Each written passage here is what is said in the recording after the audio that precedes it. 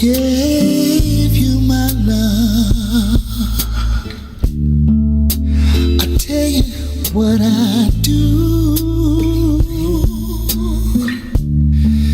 I'd expect a whole lot of love out of you.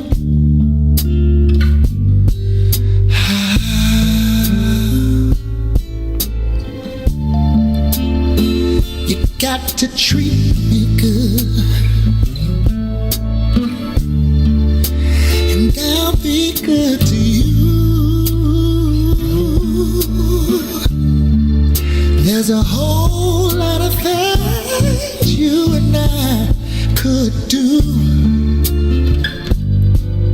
baby.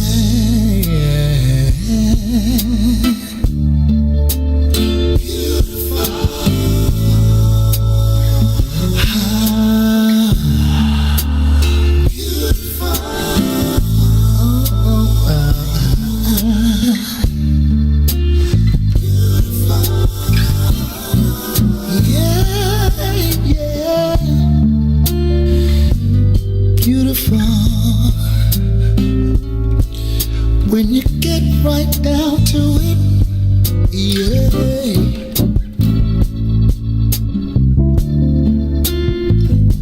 You're beautiful, and I wouldn't change one thing about you, yeah. Oh, 'cause you're beautiful, and I don't mind telling the world about you, yeah.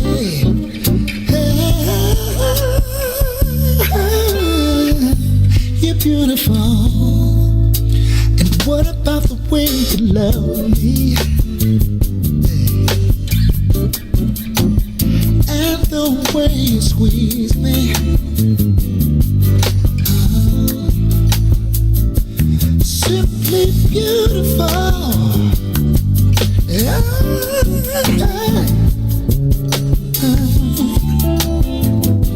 You're beautiful. When you needed me, yeah, I was right there by your side. Simply beautiful, yeah.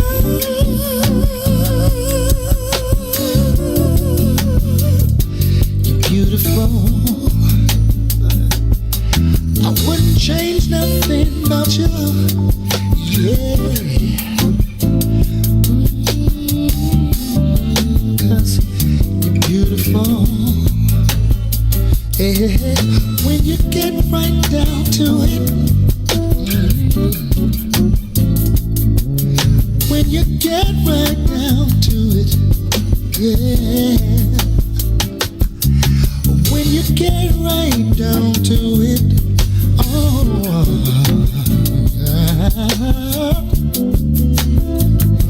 you're beautiful. I don't mind the world knowing about you.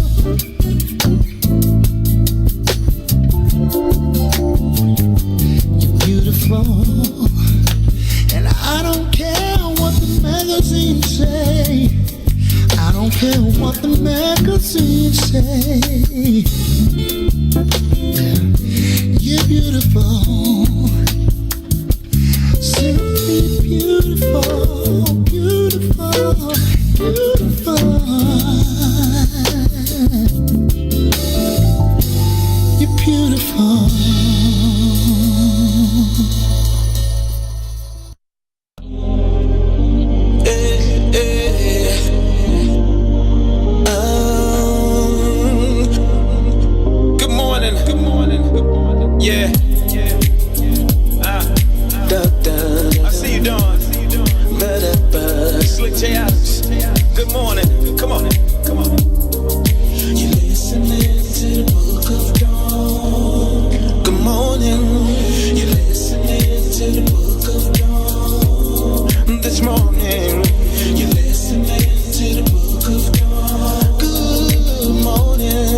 You're listening to the book of Dawn.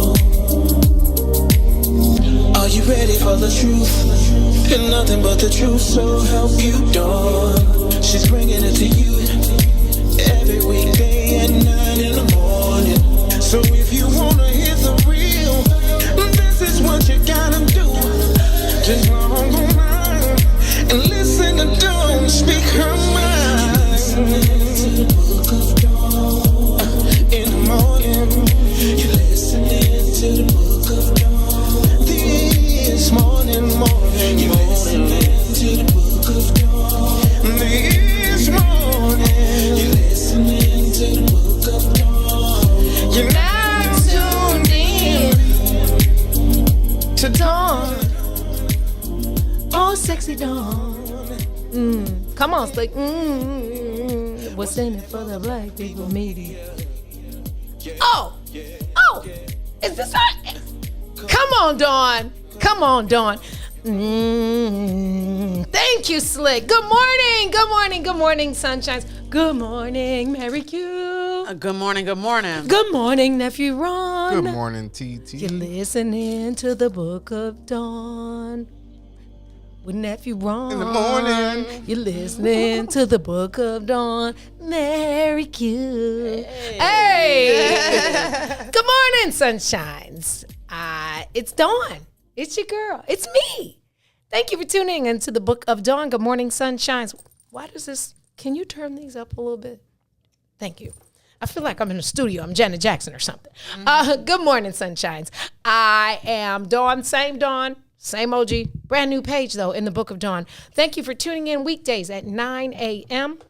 on Facebook and Twitch and Periscope and YouTube and IG and just tuning in. Hey, get up, turn it on, go to sleep, rewind it, watch it later, DVR it. Give me some DVR hits.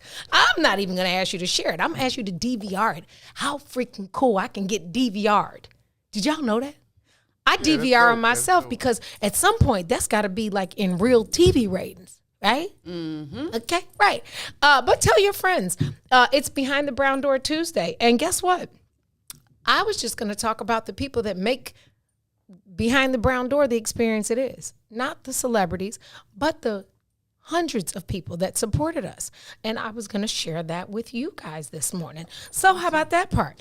9 a.m. weekdays, broadcasting live from the What's in It for the Black People Media Studios. We're going to change that to What's in It for the light-skinned black people, because somebody got to stand up for the light-skinned black people, and I feel like I should do that.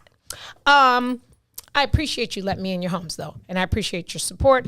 Please continue to support the show. Mary Q.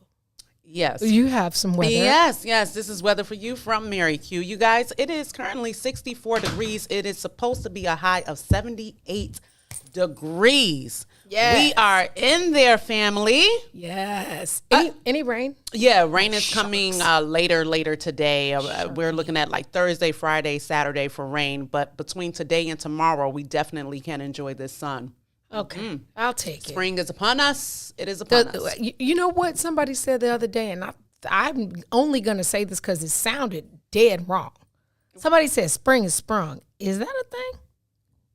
You can't say spring is sprung. I'm like, I don't. I think you can, though. It doesn't sound right. Possibly. It don't sound right. I'm just saying, y'all. Spring, yeah, I don't know about that part. I just sprung. Yeah. Anyway, yeah. So how about we do some birthdays, okay? You can get sprung if you want to. I just lost my birthday page, but I'm gonna find it in 1 second. Oh, yes. Wait. There's yes. I can't hear. What is it? Mine? What the? Lay's probably. Hold on, y'all. I lost my birthday list. Hold on. I'm trying to find it. What is happening right now? Happy birthday. Happy birthday. I know Lizzie Vernon is on my birthday list. Oh, wait. Here you go. Here we go. Happy birthday. Happy birthday. Happy birthday, Lizzie Vernon. Happy birthday, Jamila Trammell. Happy birthday, Kavani Kareem. Happy birthday, Chaz Thomas. Patty Roach, Luther South Brave. Happy birthday, Brian Hammond. Oops, another Luther South Brave. Happy birthday to one of my first other mommies, my high school sweetheart's mom, Miss Aura Conley. She really like mothered me because I was quite the youngin'. And she just like it. She still accepted me for her real daughter. Even when he got married, I'll tell y'all about that off air because somebody might be watching. And happy birthday to my niece, Charmaine. We call her Charlie. Happy birthday, Charlie. You owe me a call back, but it's your birthday, so I'm going to give you a pass. Okay? Happy birthday. Congratulations to Baylor University. Did y'all watch the game? Did y'all watch the basketball game? I couldn't. Oh, you were asleep because you had to be at work mad early. And well, you know that Baylor is a black team, right? Yeah, congrats. And you know they Doing it. had no freaking idea that Baylor was going to beat that undefeated dream team, right? Yeah. Killed them. Smashed them. I wish the bigs were coming today. I don't even want to wait till tomorrow. I feel like they should knock who is at 1 o'clock? They should knock somebody off and come in today and talk about it. I had a very interesting conversation 5 o'clock this morning with a sports fanatic who was mad. And I said, you should be on What's in It for the Black People Media because he was mad that they did not interview the boys. He said he felt like if Gonzaga would have won, they would have talked to every player on the team. I have to agree with that. He said, but what they not interviewing those boys that earned that convincingly was just extremely disrespectful. I'd have to agree. He said, and I feel like they only did that because they were black. Were they afraid of what they were going to say or how they would say it? You just didn't want them to have no spotlight, that's all. But you only asked the coach like 5 questions. But the coach, you think back to all of the championship games you see. Don't they always talk to one of the players? At least one. Like whoever got the MVP, did they even announce the MVP? I don't remember seeing that part. You do know though, if the tall boy on the other team, light skinned white, they'd have won, you know they would have interviewed them. And guess what else he said? That Grant Hill, who is black, was extremely disrespectful from his point of view in his commentating. He said that Grant spent more time talking about what the other team wasn't doing instead of the team that was winning. Unexpected. I said, yeah, Grant, that's why I want to hear the bigs. Because I would love to know if they feel the same way. And I'll tell y'all who it was offline, okay? Because I don't want to say it out loud. But yeah, he big mad. He was like, I wish I had a platform that I could talk about it. Because he said it was very keep the black people quietish. And he said them boys played so hard, they balled so hard, in my Jay-Z voice, that they looked like they was ready for another game last night. He said they looked like they could have played 4 more quarters. Like, okay, who got next? Maybe the bigs can snatch somebody up. Yeah, I'm gonna try to make that love connection because it would be a powerful interview, and y'all would be like, dang, yeah, it'd be hot. I just can't say who it is out loud. Not like they watching or nothing. I was like, you don't even watch my show. I would never like. Anyway, yeah. What do y'all feel about that? Do y'all? Because I know I've watched national champion football games. They always interview a player. They always interview a player or the team captain. And I guess it's important for me because today is National Student Athlete Day. So that's... Maybe some teams that just be up out of there once they win. Would they own that or were they trying to stay? Because some teams they interviewed the coach. So if you have time to interview the coach for 5 questions, I'm thinking you can interview a player. I mean, I've never seen them not interview like Nick Saban. You know, like it's a thing. Like it's part of. You want to hear that though. First of all, they have persevered through a pandemic, through things that none of us. They're still in school. They're clearly making the grade. They're staying healthy. Don't you want to hear from them? I definitely want to hear from them. I love interviews at the end of a game. Yeah.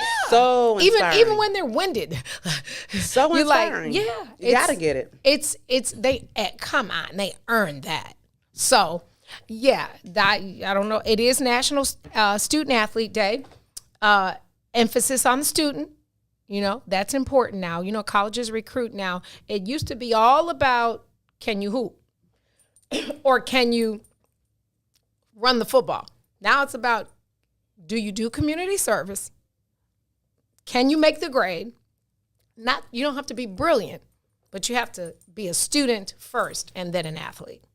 And I think that's super important. So National Student Athlete Day. It is also, this is funny, it is National Sorry Charlie Day. What? In my Chicago voice. Sorry, Charlie. I'm going to say Charlie, right? Because that's how we say it. Well, Charlie. So I'm gonna date myself just a teeny because I know you guys aren't familiar with this commercial. Do you know anything about the Star Kiss? The Charlie? Okay. Charlie was the official spokesperson of Star Kiss Tuna for 20 years. Okay? You could probably Google this while I'm sharing so you can Starfish Tuna, that's the Star Kiss, yeah. With That's with the glasses on. Yeah. Well, for 20 years, Charlie never measured up to being who they wanted him to be. Hence, the Sorry Charlie. Sorry, Charlie. You got to Google one of these old commercials, right? And so we celebrate Charlie today in the spirit of perseverance. Not just for the fish. Did somebody order the fish? But for perseverance. Because anybody who can reflect and has persevered through the challenges of their life, like 20 years, you've been going through some ish, and you persevered, this is your day. We celebrate you. Your name might not be Charlie, but yeah, sorry. Y'all looking at it, ain't you? Presents Charlie the Tuna. I know what that is, Charlie. Yeah, what is it? A modern statue. Yeah, you looked at the label. Yeah. What you doing with it, Charlie? Sending it to Starkist so they'll notice what good taste I got. Wait, you got to play it to the end because that's when they say. Dummy. They know that only guys with real good taste can stand to be around this junk. That makes sense. But, Charlie, they ain't exactly looking for tunas with good taste. Starkist wants tunas that taste good. Nah, here they come. Can you see it from up there? Sorry, Charlie, but only the best-tasting tuna get to be Starkist.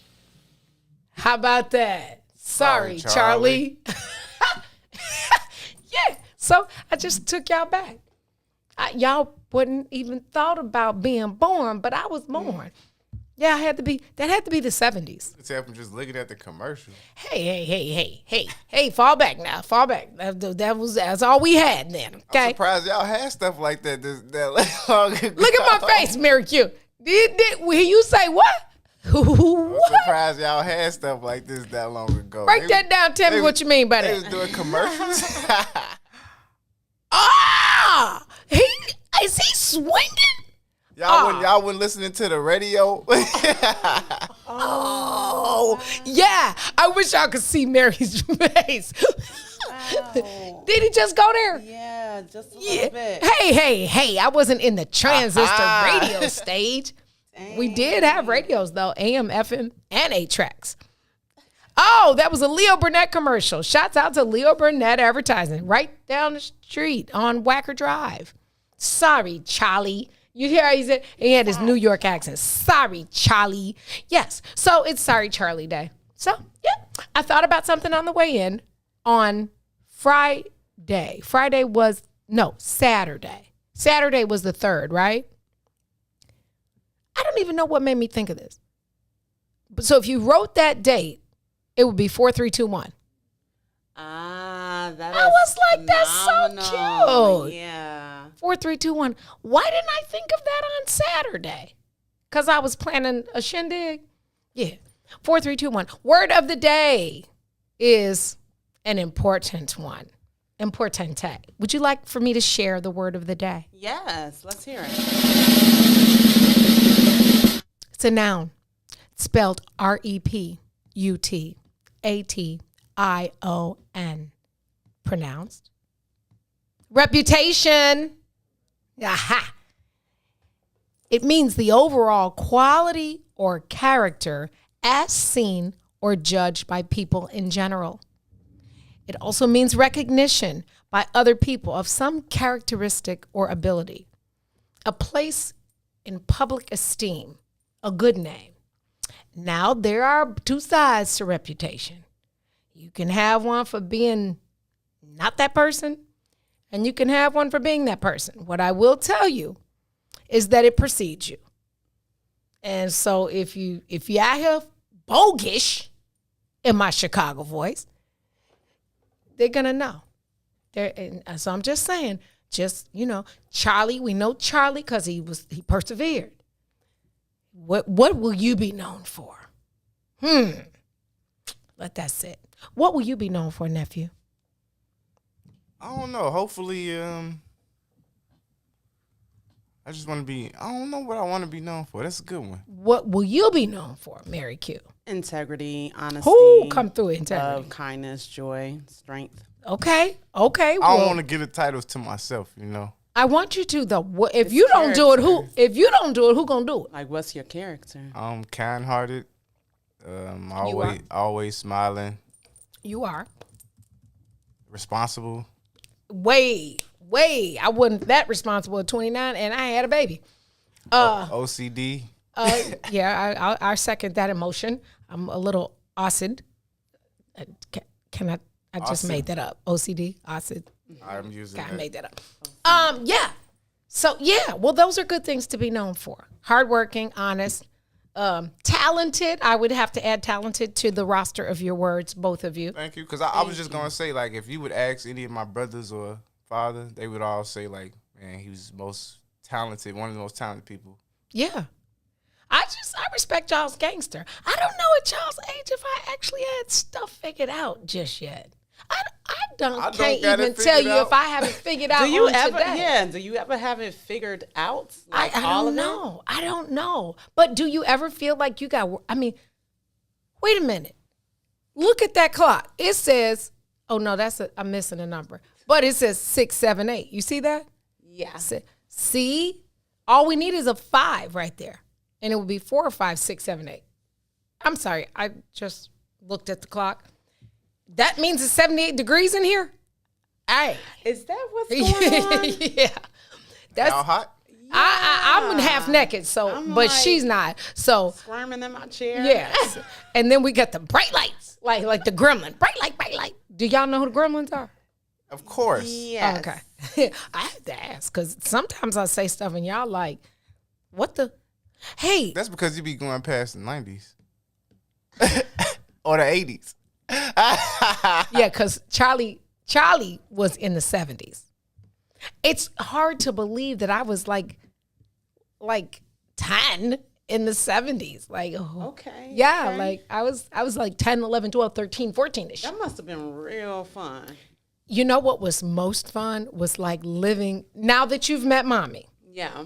Imagine being a child in her house that had beads and shag carpet. Yeah. Like, she used to drink Manischewitz. Did she wear bell bottoms?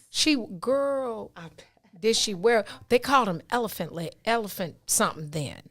Did she wear? Girl, you know how you just want to be somebody. She had a vanity in her room. She must have had. I'm exaggerating, but she must have had like 400 bottles of fingernail polish and perfume on it. Wow. She had my shoeaholicness came from her. She had hundreds of pairs of shoes. And me and Lisa's job was to clean up. Lisa never cleaned up. Okay. But I did the whole house. Because it took Lisa a day to clean off her bed. Yes, I'm telling your business. I dare you to disagree. I will get every sibling I have on the line. And Lisa is older or younger? She's younger. But, Lisa spent like a day making her baby doll's bed. I'm like, we have to clean up the whole house before mommy comes home. This was the thing, though. Mommy messed up her room every day like I had never cleaned it up. So whatever I did the day before, and I'm OCD, so this is little Dawn. The shoes got to be right there. Got to stack it. Like, it was a thing. The colors had to be, and I was a little kid, right? And by the next morning, wow, all gone. And we had to have that room clean before she got home. But I used to line her clothes up and just say, Lord God, I want to be her. Her hands were so pretty in the way she held her cigarette. Yeah. And then and then she used to drink gin and tonics, and she'd be like, baby, make your mama a gin and tonic. And I'd be like, I got it. She'd say, put your finger in it. I got it. And then she would taste it and just gas me. Ooh, don't nobody make my drinks like you. Oh, Lord Jesus. You cannot, girl, okay? So you already know.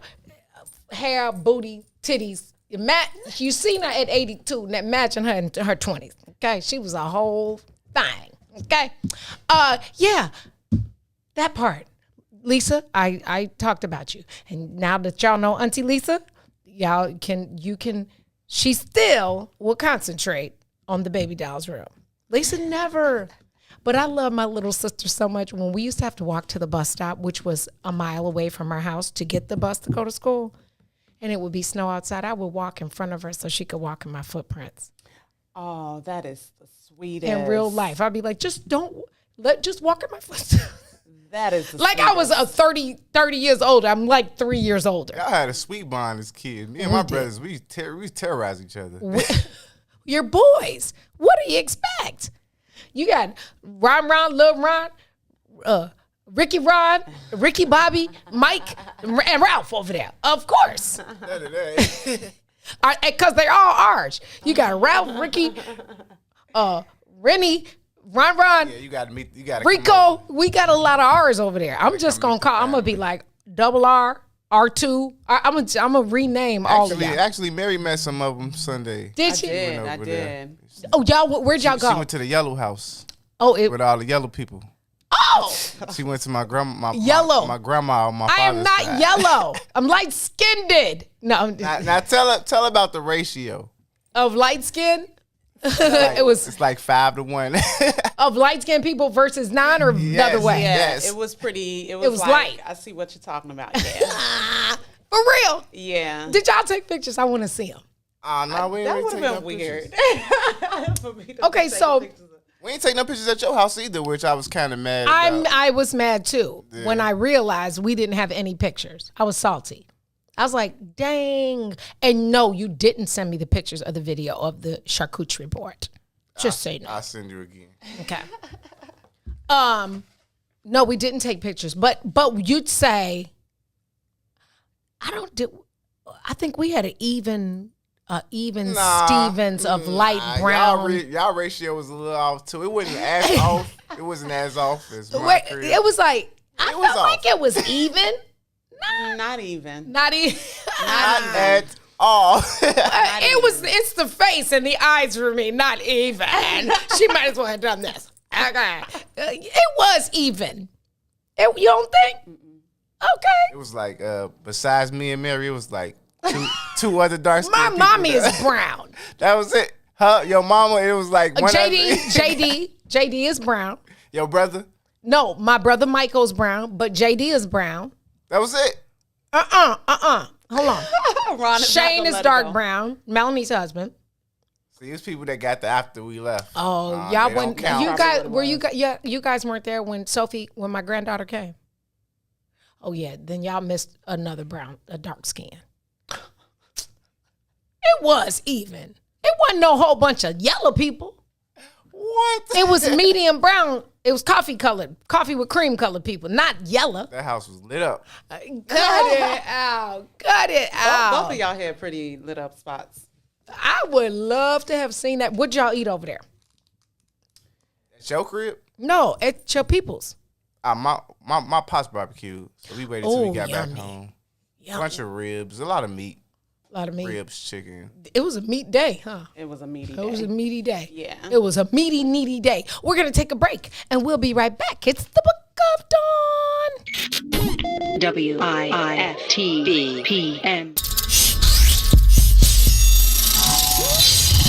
What's up, everybody? Welcome to the green side of things. It's your man, Sadiq. And Cassiopeia. And we need you to like, comment, and share that thing every Tuesday and Thursday from 1 to 3 p.m. on What's in It for the Black People Media.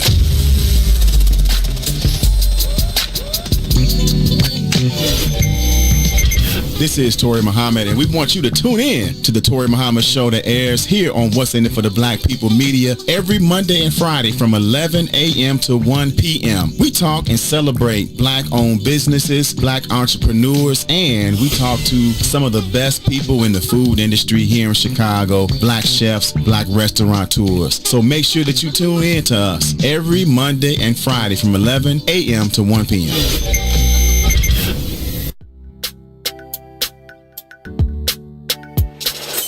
Sissy's Taco Bar Pop-Up is back with more hours and more days. Check them out at their new pop-up location at The Woodlawn, located 1200 East 79th Street. Sissy's Taco Bar offers authentic street tacos. So, now every Tuesday, Thursday, Friday, and Saturday at The Woodlawn from 12 p.m. to 7 p.m. New vegan tacos have been added to the menu too. Visit sissytacobar.com for more info.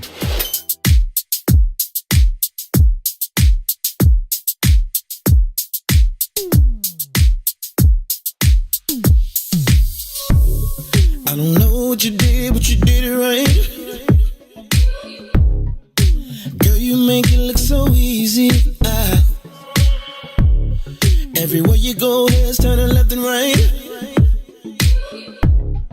Can't say you a dime, you're a 20 piece. Cause girl, you're the reason I be acting funny. Everything in me telling me don't let you get away. And all the guys looking like they wanna love you. Every day I'm your body, got not over my dead body. Why you gotta look so good? Why you gotta look so good? Why you gotta look so good? With your hair done, nails done, when you put that grown on. Why you gotta look so good? With your hair done, nails done, when you put that grown on. Why you gotta look so good? I can look and see you're not an average chick. You're shutting it down everywhere you go. Girl, I want you as bad as I want a check. Cause you're sexy from head to toe. Girl, you're the reason I be acting funny. Everything in me telling me all that you get away. And all the guys looking like they wanna love you. Every day I'm your body, got not over my dead body. Why you gotta look so good? Why you gotta look so good? Why you gotta look so good? With your hair done, nails done, when you put your grown on.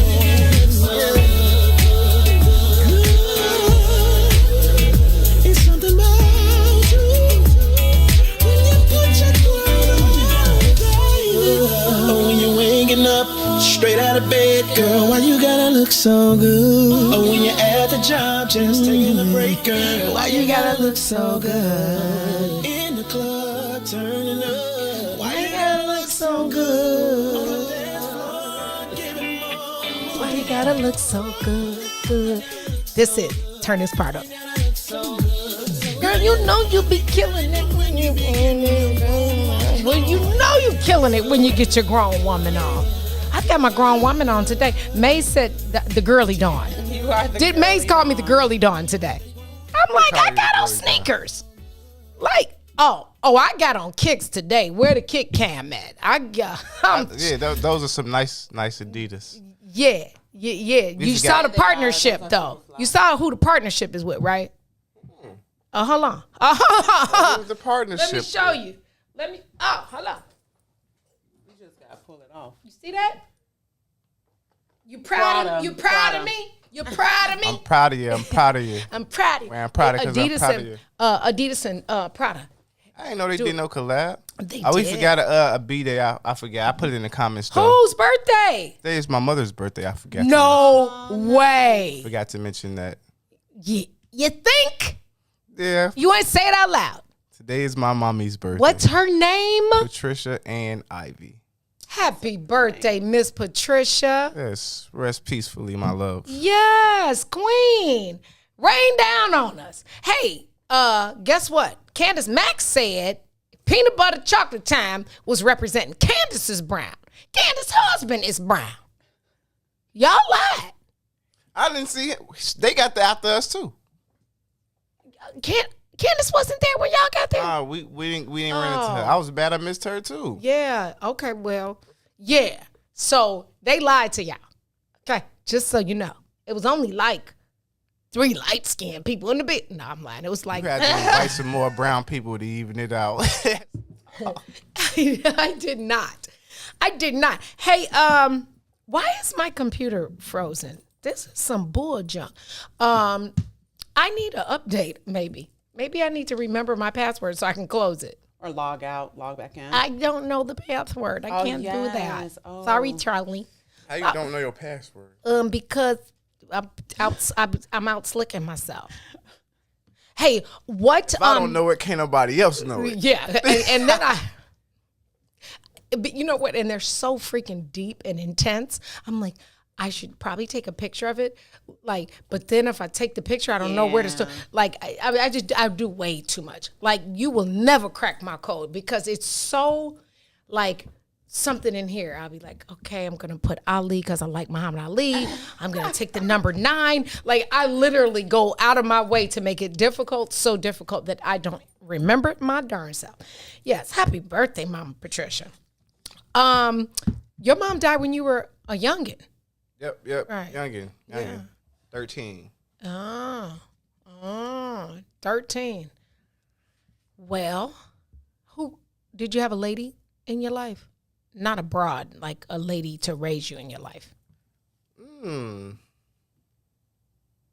Did your dad recover and, get his swag on? I don't want you to tell his business. My pops was already remarried. Okay, cool. So he was already, and he already had a wife. But I wouldn't say she like raised me. I feel like at that point I was pretty much raised. Honestly, I don't give anybody else credit, any other woman credit for raising me. I feel like by the time I was 13, my mother had did a good enough job. Well, that's powerful, and I think I'm sure she's super happy. Yeah, so that's an interesting conversation that we should have one day about step parenting. Because I didn't have the best experience, which is why, and I don't consider myself a step parent. I consider myself like a bonus mom. Don't get me wrong. I don't have nothing against step parents. I had 2 actually, because my mother was engaged before she passed. So I had a stepfather and a stepmother. Well, the guy that my mom was dating that I wanted her to marry, she didn't. And I can't figure out. He was so nice and he was so rich. Oh, he was so rich. He had a his house was a whole block. He was country though. His name was Smitty. But he was paid, baby. He's talking about securing the bag. But she chose my stepfather. And I love my stepfather, but I don't know that he really liked me like that. He definitely liked Lisa. That was his girl. But he ain't really fool with the kid. So I was just like, I'm good. It's whatever. Like, that's where that little Teflon be. I'm just like, okay, whatever. I think I asked him to buy me a swimsuit, and he was like, nah. I was like, oh, okay. Lisa, would you ask him to buy you a swimsuit and get it in my size? Right. Wow. Taught me how to be slick. Yeah. I forgot the candy. I got the Pop Rocks. I got it all, and I forgot it. I got yeah, she had a whole nother bag on us, man. Whole bag. And I put it in an Easter basket this morning and left it on the counter. So I have to bring that Thursday. I told you Thursday we're going to talk to Trez Pugh. We're going to, on Friday, guess who is popping in virtually? Slick. Oh, Slick J. Adams? Slick J. That man, we got to talk about this, man. Yeah, he's going to pop in. All that baby making music he's sending us. Did he say baby making music? Yeah. He definitely, why you got to look so good when you're waking up? He definitely, low key, the Book of Dawn theme song is lightweight. You could move around too with the hey, Sometimes you don't care the It's names. Yeah, yeah. Let that playlist run sometime. Speaking of playlists, how about the 4-hour marathon of the Isleys and the Earth, Wind, and Fire? I actually love both groups. I don't love them. I like them a lot. But Steve Harvey, Jesus. It was not about you, kid. It was not about you. He made it about him, though. You know, a lot of people said that he made it about him. He did. He likes to be the center of attention. He does. That's what he knows. That's what he knows. But yeah, it was dope. I just wish they had. I wish it wouldn't have been so DJ-ish, because as they were singing, I wanted to hear him sing. Like I wanted to. I don't know if I liked the couch approach. Like it was just too comfortable for two celebrated groups who've been. How many albums they got? Like 1,000. I had no Mr. idea Biggs. that Ron Isley had 28 platinum albums. Oh, buddy, that's ridiculous. buddy. That man's rich. He's and guess what? He went through a time where he wasn't so rich. He learned how to be responsible with his money. Maurice Fitzgerald. Remember we talked to Mo Fitz? That's his guitar. He's the guitar player, the bass player for the Isleys, and has been for 12, 13, 14 years probably. Yes. But, the Isleys, and do you know how many times Earth, Wind, and Fire and the Isleys have been sampled? Yeah, a lot. By R&B, by rap, literally. Yeah. They the business. You could Everybody, like Aaliyah did. Yeah, she did so many actually. Yeah. Well, that's probably because of Robert. Yeah. Because I think that was the album that Robert remake. produced. Yeah. But and they were friends, right? Though, so Robert and Mr. Biggs, because that's why what you doing, Mr. The whole Biggs? closet, yeah. What the Yeah, heck is going on? That's my favorite. I think that's everybody's favorite. Hey, let's do that. What's not the first that one? The At Your Best. That's my This favorite. is Mr. Biggs. Now somebody. How you doing, Mr. Biggs? With the Kelly, somebody's is going telling me on? what the hell is going on. What you mean? What's going on? Some Tell me that you're sleeping with another. I was creeping with her, don't mean I was sleeping with her. Yeah. You wasn't sleeping with her. What the hell you doing with her? What you mean? What's going? I just keep hearing what you mean. That was the jam. We should make our own version, a Book of Dawn. How you doing, nephew Ron? Hey, I like that. Mary Cute, what you got on? Yeah, we gonna make our own version of that. Mr. Biggs fine though. Mr. Biggs, good. That little salt pepper. People were saying that beer was fake. You think that beer was fake? I didn't listen. I said people said that, People- not me. And if it How was, black people say? What black people say? They said. They said it was fake. Somebody said. Somebody had said. Somebody had said. Somebody had said that beer was fake. Oh, did you say somebody had said? Somebody had said that his beard wasn't his beard. You know, the beard.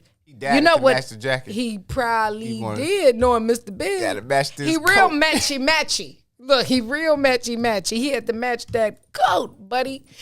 And y'all got me looking this stuff up. Ernie was like me. Ernie's like, I'm about to get up and I'm about to play my guitar.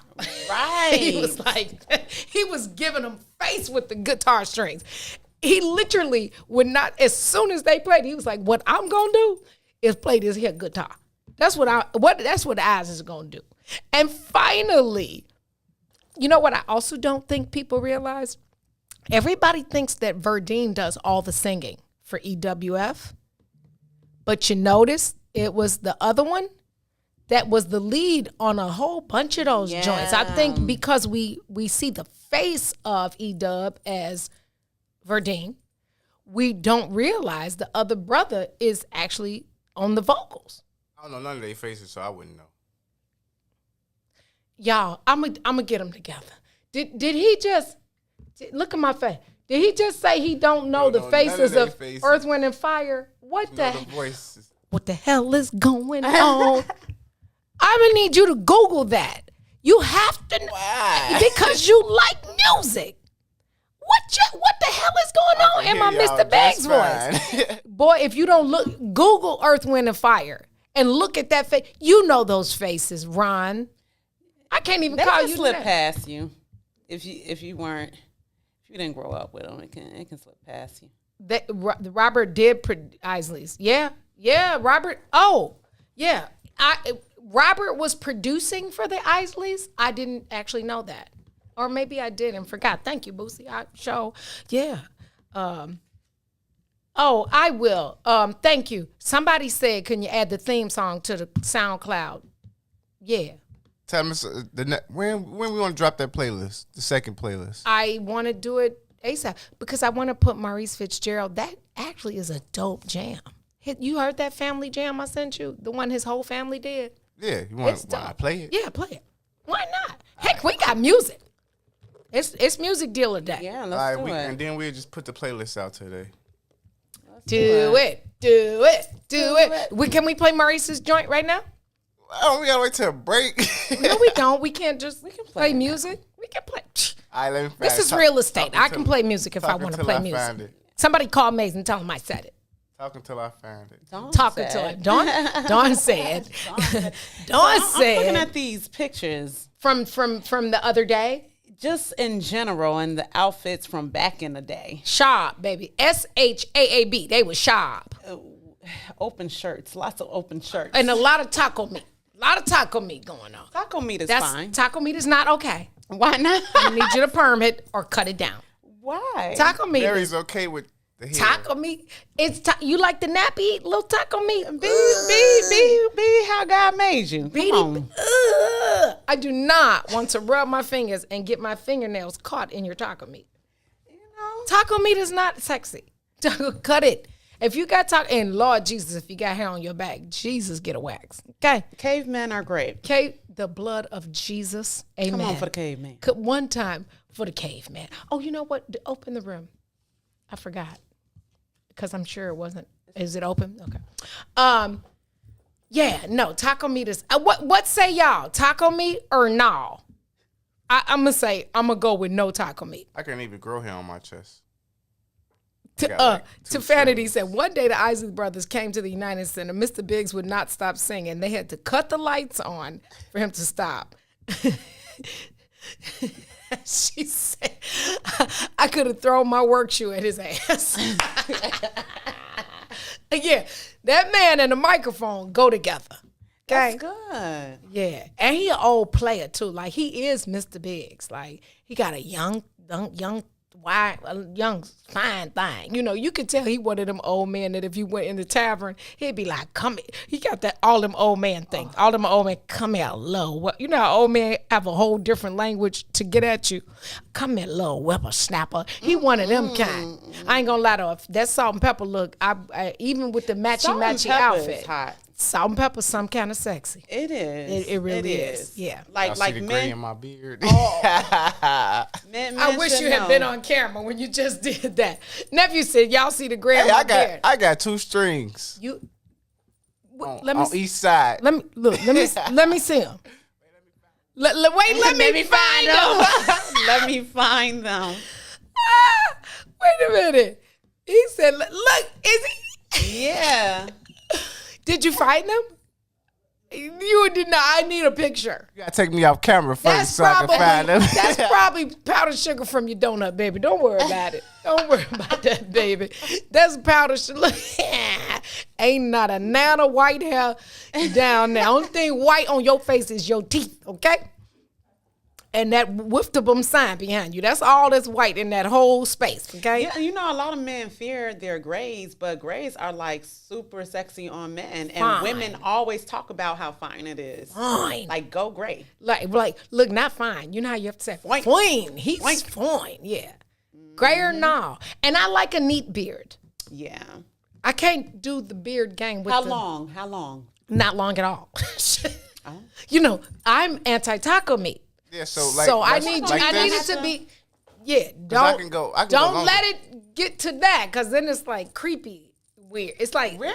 I don't like. But my ex used to like when that man was like I could grow with that. Just threw up in my mouth. I just can't. It's could gross. actually grow with that, low. I'm not doing it. I'm not doing it. Why? It's just Why you cringing like that? I feel. You don't feel when you have you kissed a guy with a beard? I've never kissed a guy with a beard. I don't think I could.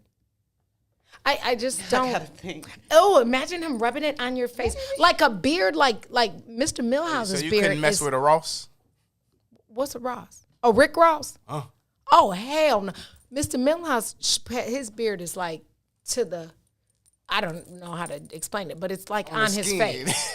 You know, it has hair, but it's not like it's not here. Shaped up. Yeah, it's not like hanging down. I can't do the hang down beard. I can't. It makes me oogie inside. Like I don't want you to rub that on me. Like ugh. It's like me ugh. Is it just me? You're okay? You're okay? I mean, I don't know. Oh, Angela Wimbush. Yeah, she was the bomb. Renee and Angela. You don't remember that? Oh, of course you don't remember that. Of course you don't. You're so It mad. was before the 80s. You're so mad. The question. Yes, I thank you. I hate big bushy beards too. Hashtag no bushy beards. They do all right. Do you know what beard means? The other word for beard? Other definition for beard? A beard is, say, like Stedman is Oprah's beard or Oprah is Stedman's beard. You know what that means, nephew? New lingo alert.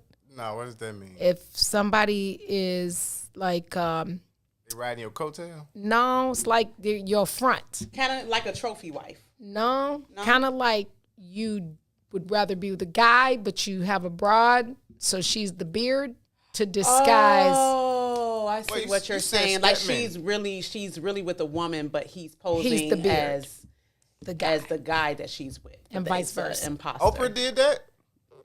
I think Stedman's a beard. You think so? For sure. Who do you think What? she's with? Gail. Now, why that got to be the narrative, y'all?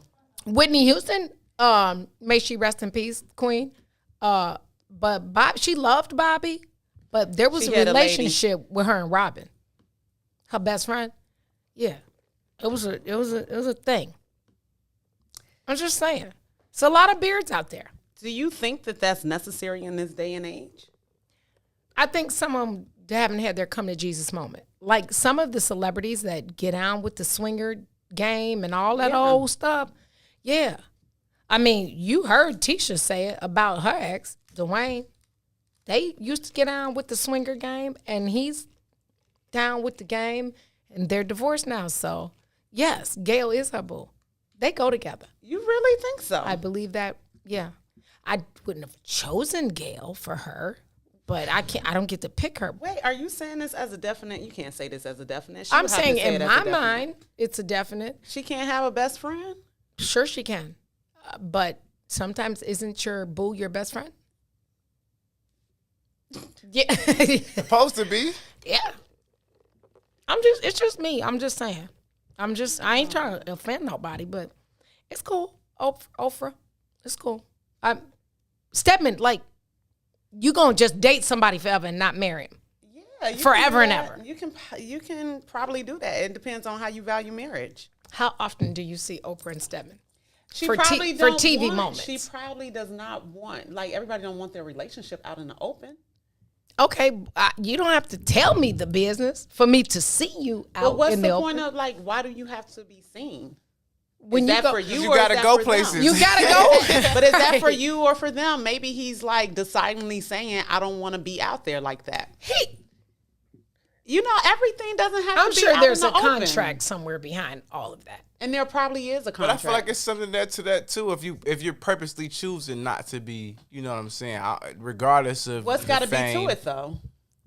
Why don't you want to be? Why don't you want to be Why seen? did Raymond Hubbard just say okra and kale been together for 20 years? Now that's good. They are okra and kale instead of Oprah and Gail. I love that. Me too. That's actually dope. Yeah. They winning, but I just feel like it doesn't matter, and I think that there's a couple of things. I feel like it does not matter. I think it's like, especially in this day and age, it's like who's trying to hide anything. And I also feel like if you are so good of friends that people think that y'all together, it's like, why can't we just let them be friends? Why we gotta already push that on them if that's the case? And then I feel like if you still want your private business to be your private business and you don't want your relationship all out in the front, then that should be okay too. Like, who are we doing all of this for to appease to us? Folks got real lives. But it's different between not wanting it out front and not wanting to be seen at all. Like, who you hiding from? You like, probably why are you know. hiding? because when you your best self, living your best life, like the kids say, if I like broads, I'm just like a broad. Like I'm not gonna. Because I am winning, and so I can embrace my broadness. Let's say in the world where she's not with Gail, because you guys are putting her with Gail, and let's say that she's actually with Stedman, and Stedman does not want to be seen. Why do they have to prove anything to you? Why do you not want to be seen though? Why do they have to prove anything? I don't think they don't. They don't have to. But there's another question. Why don't you want to be seen? Because not everybody wants to be seen. Some people don't mess with other people. That is your world. He might be with a woman where it's like, that's your world. I'm gonna stay over here and mind my own business. What's wrong with that? And why are we I'm talking about we're talking about like say she wants to go out. You know what I'm saying? Okay. She probably go out a lot. But okay. With him, where they make it so they're not seen because they can do that. But why wouldn't you want to be seen with the person you love? Why do you have to be? You don't have to be, but why wouldn't you? But why not make? But why make it? Why purposely hide? And I'm not saying you have to. They're probably being seen with the people they want to be seen with. They probably walk into places where they got ample amount of friends in the building, and that's who they choose to share their lives with. And that's cool. But why duck and dodge? Why not just live? Why not just live? You? No, the world. From whoever you're ducking and dodging from. But we're assuming that they're ducking and dodging. Because you just said he's trying to hide if he doesn't want people to know. I didn't say that he was trying to hide. I said that if he does not want to present himself for the world, I'm saying that there could be a whole group of wait. No, let me throw this in the mix. Yeah. You dating the O. They might be underground married. You're dating the married, whatever it is. It's Oprah. Who does he have to stunt for if he already got this woman at home? But you don't have to hide either. That's the point I'm trying to make. Who is he hiding from? Whoever he doesn't want to be seen by. Whoever he does. You just said that if he doesn't want to be seen. No. What I'm saying is if I have a whole family, and I have friends that I actually rock with, who is the world to me? I don't know y'all. I don't have to prove anything. Y'all ain't got to be up in my business. That's cool, but you're not hiding from the world either. I'm not hiding. I don't want. All I'm saying is this. I'm gonna take a break. Hold on, y'all see him over there doing the baseball signs. So we're gonna take a break, and I'm gonna tell her after I come back with my funny as hell joke. That's what I'm gonna do. It's the Book of Dawn. Stay tuned. We'll be right back. WIFTBPM.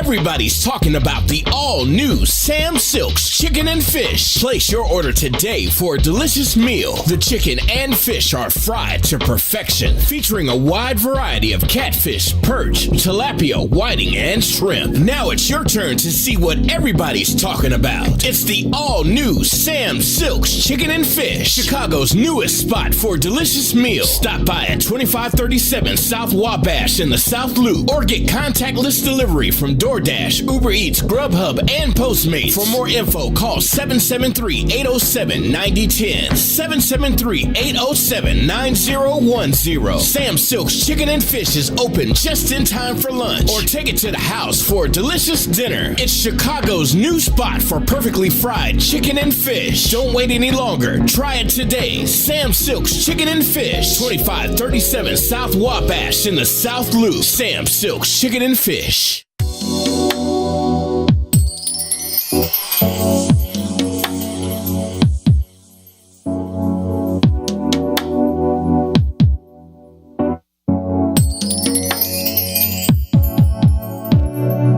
Hey that same dude that tried to talk to you. I'm older now and my conversation's alright. What you wanna talk about? But seeing you tonight, I compliment you on your hair, your outfit, and your smile. I know you're tripping cause you haven't seen me in a while. But I'm older now, and I know more now. Don't you go nowhere, cause I'm ready, girl. I know I played some bogus games with you, girl. I wasn't ready, I wasn't a man for you, girl. I'm older now, I changed my ways on you, girl. I'm ready, girl. Baby, I'm grown now. I ain't another boy playing childish games. Had my weight up to a young man tried to find you, baby. I can be all up in your mix, making you feel straight. Cause I'm a grown man, doing grown man things. Started on a boy playing childish games. Had my weight up to a young man tried to find you, baby. I can be all up in your mix, making you feel straight. Cause I'm a grown man, doing grown man things. Get a house, a car, and anything you wanna do. But girl, that's up to you. I'm going in on you. That little kiss we had so many years ago, I still remember that and I just can't let it go. We used to stand in a hallway and we cried. I used to get mad at you and I'd whine. Baby, that didn't change. I'm a grown man. Look at my body, I'm telling you I can do some things. I know I played some bogus games with you, girl. I wasn't ready, I wasn't a man for you, girl. I'm older now, I changed my ways on you, girl.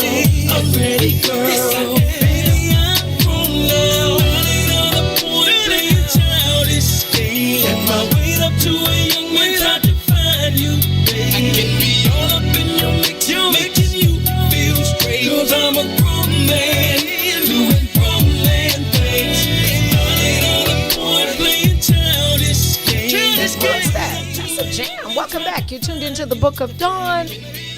Is that Phil? That's Phil Davis. That's Phil Davis. He a grump. All he needs to do is add the A word in there. You know what that is. Phil Davis, shots out. I need to tag him on that. He sent us a few joints, right? So he'll be represented on that next playlist, that Book of Dawn playlist that we will be dropping today or no? Today. Oi. Oh, hopefully. Hopefully, okay. Oi is today in Spanish. Oi. Okay. Does that mean today? I just wanted to hear it again. Sorry. No, actually, I didn't. Kind of did that by accident. Welcome back. You're tuned into the Book of Dawn. We broadcast live weekdays 9 a.m. from the What's in It for the Black People Media Studios. That was Phil Davis. He a grown man. Let me tag him and let him know we just played your joint. But he will. We got Maurice Fitzgerald's Family going to be on that playlist. We got new music from Marquel Jordan. We have we have some songs y'all ain't heard from Donnell Jones on there. It's quite a few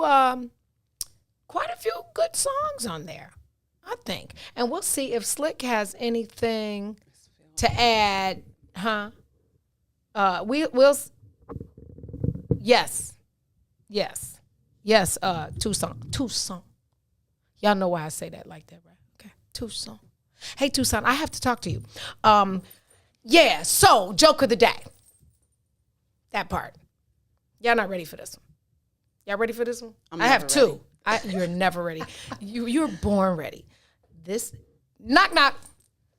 Who's there? Yeah. Yahoo.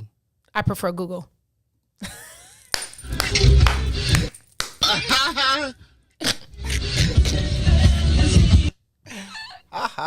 Get it? I get it. Gotcha. I have another joke though. That was so easy. Y'all make it so easy. Look at your faces. Thank you. That's what Mary wanted. And y'all was like, Yahoo. And I was like, Yahoo. I'm still in that one. Cute. It's cuteness. Look, y'all don't remember that commercial either, do you? Yahoo. I do remember that. Okay. Does it involve a cow? It doesn't involve a cow. Probably. I don't know. I just remember the Yahoo. There's a All couple right. of them. What does a grape say when it gets stepped on? No, the grape doesn't say that. Start laughing. What does a grape say when it gets stepped on?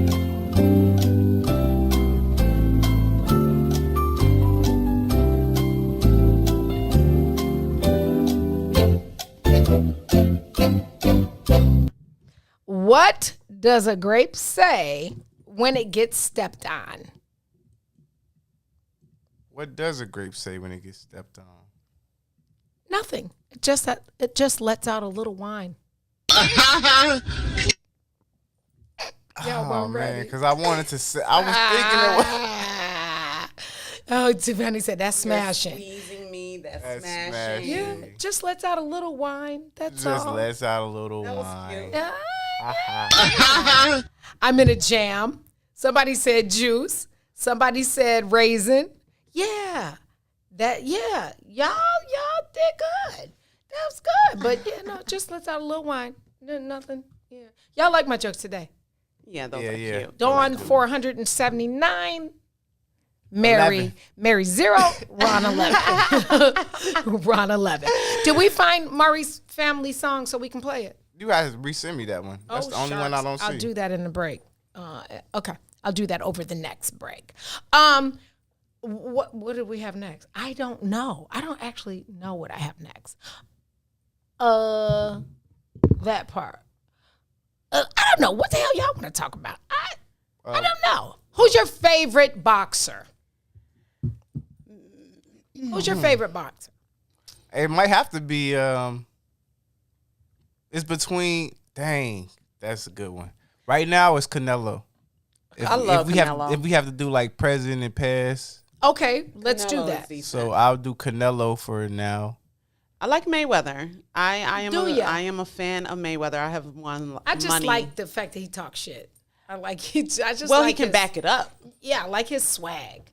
He spends a little too much money. He's a little too flamboyant, but You think he's too flamboyant? I think a little bit. Yes. Yeah, he's a little too flamboyant. Why? Yeah. Sometimes he does too much. Why do you? Muhammad Ali. He worked to Muhammad do Ali so is much. a favorite. Okay, past And and Tyson. present. You like Mike So Tyson? yeah. So for my present, well, I just forgot his name that quick. Canelo. Okay. And then Tyson for my past. Okay, not Muhammad Ali. Nah. Okay. I like Tyson's style of knockout better. It's just it's better to watch. To Well, me. I guess so. I mean, you're talking about clocking. That's like knocking. He clocking folk. He ain't knocking them out. Who's your favorite, past and present? You like Floyd. Who's your old head?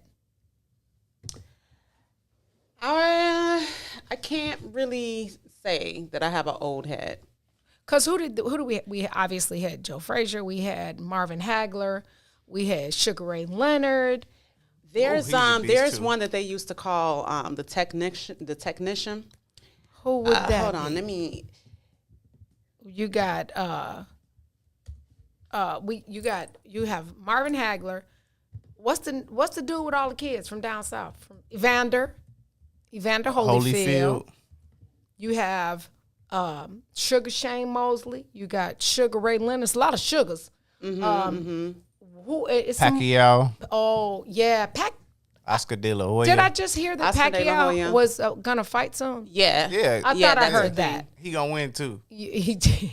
But he not your favorite. Definitely not. Leon Spinks. I can't even say. I'm trying to say it. I'm trying to put the gap in my because wasn't he missing a whole bridge out the front? Didn't Leon? Yeah. Yep. Somebody knocked. I wonder if somebody knocked that tooth out. Can't forget George Foreman. Oh, George Foreman. Yeah, George Foreman Joe Sr. Louis. Look, George Foreman Sr. Because he got 9 kids named George, or at least all his sons are named George. Like Petty. that, I just am not doing. We're not gonna do that. Nah, I dated somebody who this girl who had like 6 brothers, and they were all like 3 of them had the same name. They were all named after their father. They all named Johnny. Yeah, I'm not signing off on Jonathan. that. That's so vain. Jesus Christ, have you come on? You One of them got to make me proud. well, right? George, and George. Roy Jones. I forgot about Roy Jones. Roy Jones. Yes, I like Roy Jones. Is that the one that Mike Tyson just fought on the pay-per-view? Yep. Now he's finna fight Holyfield. Roy Jones is gonna fight Holyfield? Now Mike Tyson's gonna fight Holyfield. Is he? Oh, that ought to be I'm scared of that one. That ought to be interesting. I bet both of them come very prepared. You know what? I would not step back in the ring with that man. Hey. I like Bernard Hopkins. But I've heard that name. Don't remember him. I met a boxer in New York at a cigar lounge. Let me tell y'all his name because I posted it on my Instagram. Hold on. He's an old head, and we met him some years ago at a cigar lounge in the heart of New York City. Hold on, give me 1 second. This guy's name is, real boxers will know who boxer fans, because I definitely didn't know. I had to give it up for Larry Holmes too. Larry Holmes. Yeah. Larry Holmes. Facts. I family. Are you related to him? I have family that's related to him. Yeah, Larry. I forgot about Big Larry. That's what I call him, like I know him. You talking about Big Larry? This guy's name was, I have it on the tip of my tongue, but I don't want to say it wrong. His name is, hold on.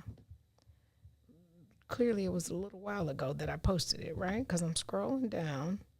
His name was, hold on, I'm almost there. Stubbs, is that a, is it, I think his name is Stubbs. Hold on. There we are in New York. Google and see if there's a fighter named Stubbs. His name is, what is this man's name? Stubblefield, Stubbs. Diego Corrales was a dog. Diego, I've never even heard of him. I see you like the, you like that because you speak Spanish. You like a lot of Spanish boxing. I guess they can fight. They would have to come from where they come from. I don't see it, but is there a boxer named Stubbs? Did you see a boxer named Stubbs in there? His name is somebody, Lennox Lewis. How could we forget about him? That's the British one. He's from. His name Tommy Stubbs. Is that who you talking about? Is he an old man? How old is he? How old is he? Does it say he's from New York? Nah, this can't be him. Okay, hold on. I'm gonna find it and I'll share it. I'm not gonna be rude and keep looking down, but I will find it and I will tell you. And then the boxing fans are gonna be like, "Oh yeah, I know him."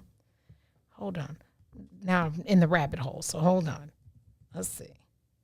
Lennox Lewis, I was gonna say him too. Raymond. I like his accent. Shout out to Lennox Lewis. Shout out to Lennox Lewis. So let's rank them 1 to 10. Y'all rank them 1 to 10. You nephew, because you a little bit more versed. I want to rank them.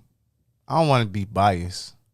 No, you. Okay, so yeah, I'm gonna do Floyd. I'm only doing Floyd because he has 0 losses. So we're going 10 to 1 or 1.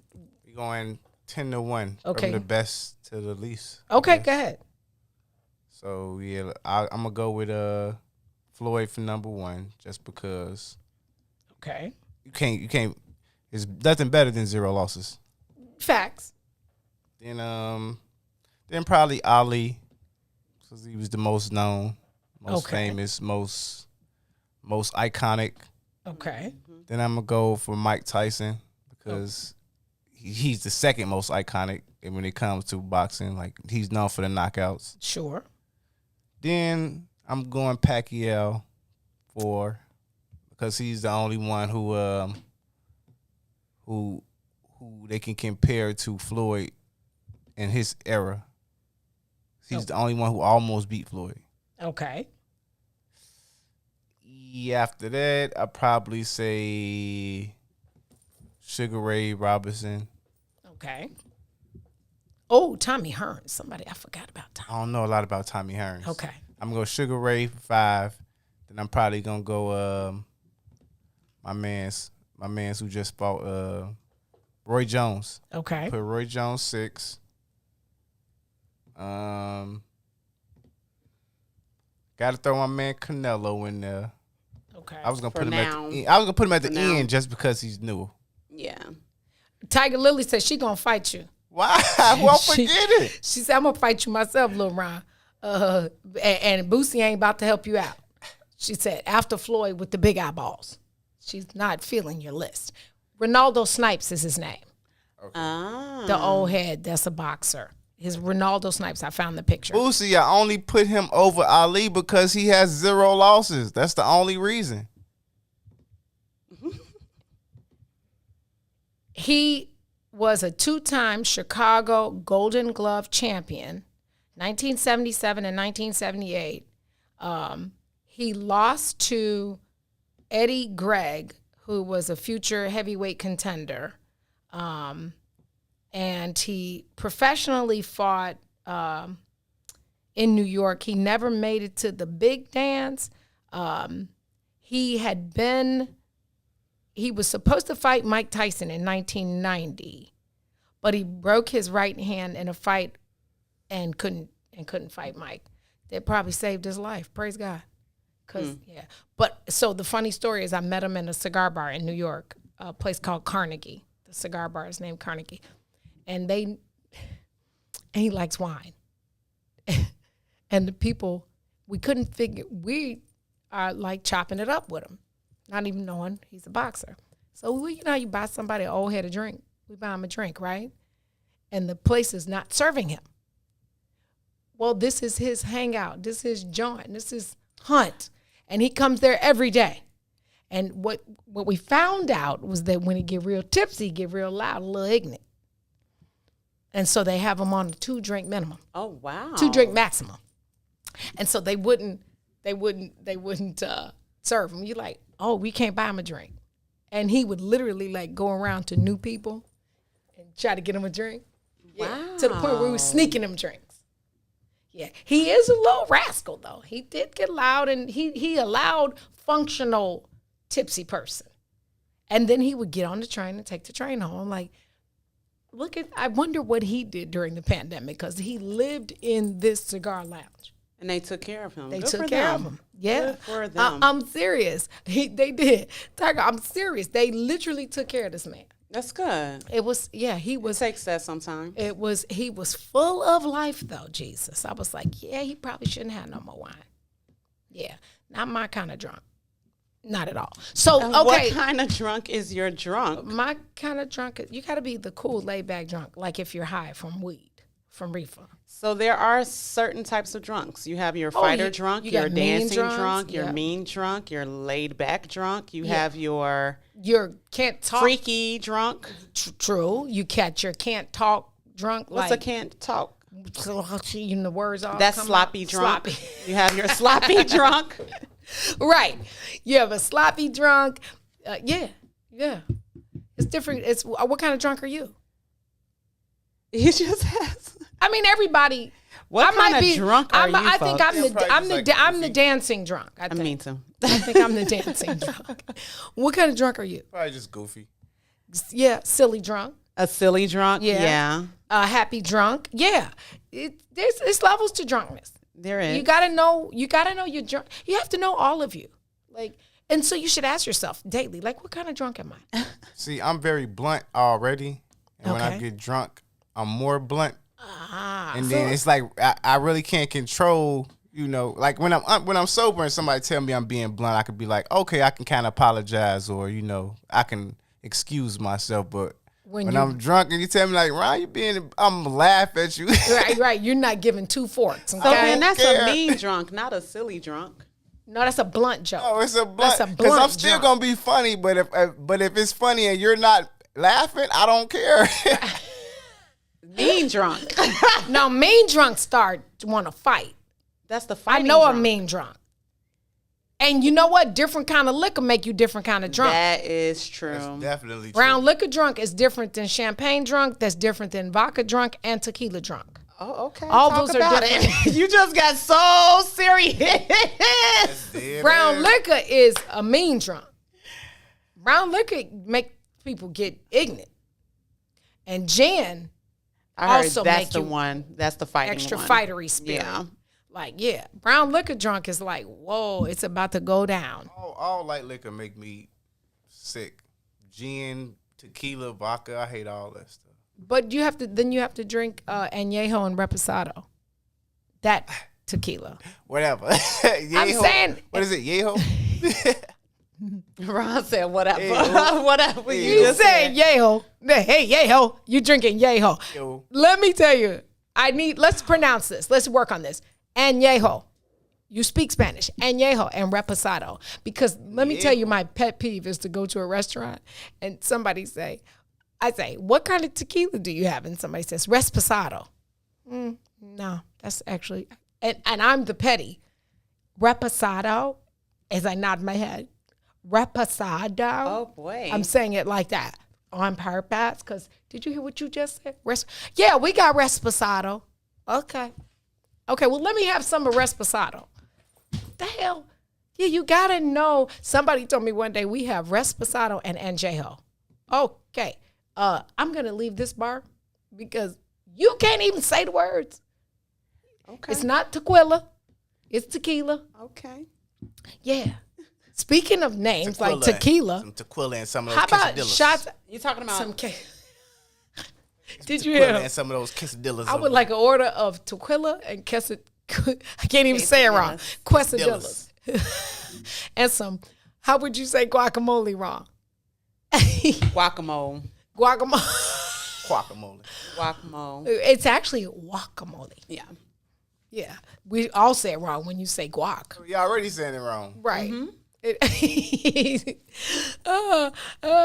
Oh, yeah. Can I have a cup of wine? Okay. A solo cup or no? Yeah. You don't. Yeah. Y'all pray for me. Okay. But y'all know why I am the way I am now, right? Because you saw the 80-year-old walk and turn the joint out, right? Yeah. Yeah. She's Were you awesome. sitting there when somebody said, you got your hair, did Candace say to her, did you get your hair done? And she gave the whole face. Maybe y'all was gone. Candace said, somebody said, my cousin Anita, somebody said, you just got your hair done. She gave a neck. What? Like, hair done. We own beauty shops. Oh, okay. We was all like, I think you just got knocked out. Yeah. Don't go there. Yeah, that part. Wine drunk is a headache. If you get drunk off wine, you're going to have a headache the entire next day. And then we forgot one drunk, the blackout drunk. Oh, well. Because some people drink till blackout. And you don't remember what happened in the hours prior. Yeah, I know some people like that. Some blackout. Isn't that alcoholic? I drunk. think it's definitely like some mental issues in He's that. an alcoholic. If you drink to get there. Sometimes you don't do it on purpose, but some people want to get white boy wasted all the time. I think even if you drink it to get there, if you unconsciously drink to get there, I still think it's like an issue, deeper issue. So what if you drank so much? But that asking for a friend. What if you drink so much one day? I'm asking for a friend. Okay. What if you drink so much one day when you wake up the next morning, you can't remember how you got home, but you actually got home in the Uber? And you run outside and you're looking for your car and it hasn't moved because you didn't drive it, ask them for a friend. You was at a party. Yeah, it was a long session. Yeah, so I'm at Pier 31. We slapped. I Ubered there because there's never parking over there. So clearly I Ubered home. Mm-hmm. But I woke up the next morning in a panic. Like, I better not have been drinking and driving. And then I was like, I don't actually remember. So I ran outside because I thought I might have been in the zone where my car was going to get towed. And my car wasn't on the street. So my initial panic was sharks. I got to call Mr. Milhouse and tell him I got towed. Until I realized my car was in the garage. because I didn't drive it. You were really gone. I was tipsy too a little. You were not tipsy. Oh, it wasn't me. I'm sorry. I was asking for a friend. My friend. It was my friend. That was my friend. I was asking for my friend. We got the crying Oh, drunk. Yes, God. the sad drunk is the worst. I almost said the F-bomb. The absolute worst. worst. Please, I don't want. Please don't be her. Talk about the issues coming out, Ron. Right. Have you ever been around a crying drunk? Oh man. What? Oh, let's. I haven't. What kind of drunk would Herb and Two be? Herb, Two probably don't drink, but if they were, what would be? Herb would be the blunt. Two would be the blunt one, like you. He already doesn't have a filter, so he would I be. think that'd be two. Yeah. Two. I think he would be the happy one, actually. Usually it's the opposite. Usually you kind of give the opposite. Them happy ones are usually the blunt ones when they drunk, because they don't care about nobody disrupting their happiness. Tip say, I've been in the blackout. I did that. I remember hugging a big ass Marmaduke dog.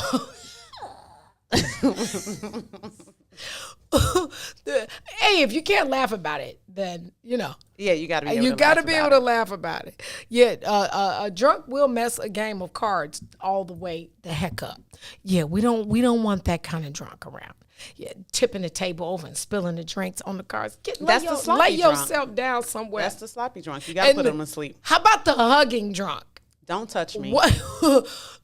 How about the hugging drunk? You want to always lean on them. Lean on somebody. Like, bro, stand up. We don't have to. We're not that. Stop.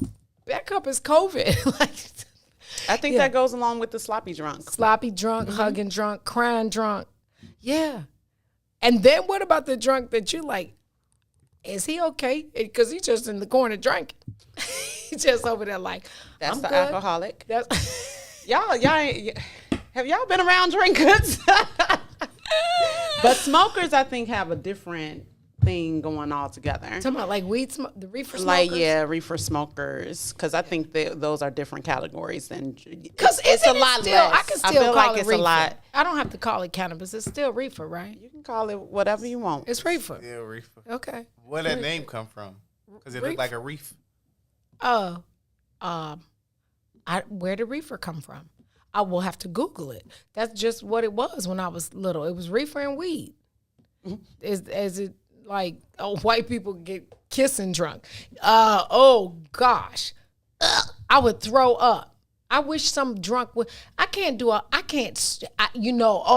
forgot this one. The absolute worst is the sweaty drunk. Do not sweat and be drunk and roll up and try to hug. Like, that's not a... See, I may sweat, but I'm not going to hug you. No, I'm talking about the super sweaty. I'm talking about... That's from the dancing. We're going to take a break, and we'll be right back. What kind of drunk are you? Know your drunkness. I'm a dancing, tipsy, happy drunk. I am the goofy drunk. I'm going to crack jokes. I'm already going to crack jokes. Stay tuned. We'll be right back. It's the Book of Dawn. WIFTBPM. Introducing your trusted source for high-quality black emojis, better known as Blackmoji. We believe black is beautiful, and that beauty should be reflected in the digital market. Now there is an app that does just that, starting with Black Greek letter organizations. Blackmoji D9 offers more than an emoji app. It is a cultural experience of black excellence. Download the app in the Apple or Google Play Store to access a specially curated catalog of emojis representing the Divine Nine. Use the emojis to celebrate Black Greek events, acknowledge current events, support social causes, and learn about esteemed Black Greek members who blaze the trail of Black history. A portion of every subscription goes toward a scholarship fund specifically for members of Black Greek letter organizations to help keep the legacy alive. Download the Blackmoji app today. The Chicago Legal Network is the collaboration of attorneys that concentrate in many areas of the law most needed in Chicago neighborhoods. The CLN lawyers focus on personal injury, criminal defense, and other issues. The CLN lawyers all average over 20 years of legal experience and are dedicated to helping the Chicago community. The Chicago Legal Network is committed to developing black lawyers through mentorship and co-representation. So if you were injured in a car accident, slip and fall, or injured on the job, or you need assistance with criminal defense, including driving violations and DUI, check out ChicagoLegalNetwork.com for more information or call 773-912-3545. 773-912-3545. You got to Kennedy King, so you remember Corey Brown? I definitely remember Corey Brown from Morgan Park. Yes, sir. Yes, sir. Yeah. Murder, man. So I got it in with y'all one day before a game. And then y'all literally went out and destroyed some people by about 50 at Kennedy King. And I'll never forget, somebody shot a jumper. It came off long. And Corey will tell this story to this day. He says he went up, and I was in the stands. He went up for the rebound, and before he could jump, he said he felt a foot on his head. And it was you. And you caught it, classic P-Mac, catching it over everybody, putting it back in. He says before he jumped, he felt a foot on his head. And Corey was 6'4", easy. On his head. On his head. Yeah, Corey, so he was 6'4", man. I used to just, I don't know, I had a knack, man. I was always uber athletic. Like I was taught earlier, if somebody shoot, you got to come from the opposite side. I had a guy in my neighborhood named Wayne Irvin, legendary dude to us in our neighborhood. Played at Chicago State, played at Wyoming. Okay. Played against Patrick Ewing. He passed away a couple years ago, but went to CVS. He was a decorated player. A lot of people knew him. And he taught me early, like, you attack offensive rebounds from the opposite side. So if somebody shoot from the left wing, you crash from the right. If somebody shoot from the top of the key, you can crash because it can go either way and you can get it. I was so big and athletic. I used to get a lot of tip dunks. Like, for some reason, people never boxed me out. And once I got a running start, if it came off anywhere over the rim and bounced up, you was dead. This is Eugene McIntosh, one half of the illest independent sports media outlet in the whole entire land, the Bigs. Check me and my player partner Terrence Tomlin, a.k.a. T-Tom the Great, out every Monday, Wednesday, and Friday from 1 to 3 p.m. on What's In It for the Black People Media Network. All about women. A woman's beauty is not always seen. It takes special attention if she's the queen. Love and caress her, give her all of you, all that you got. Keep the loving so true. Ain't nothing like the beautiful. What would we do without you? We can't live without her, and we can't live without her. Every man needs one right by his side. Built up from grace, sensitive with emotions. Can't nothing satisfy but some good old devotion. A kind of word every now and then.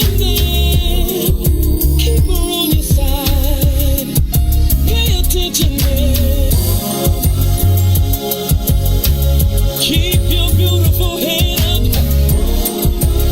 'cause you are the backbone to her. You can take so much more than a man.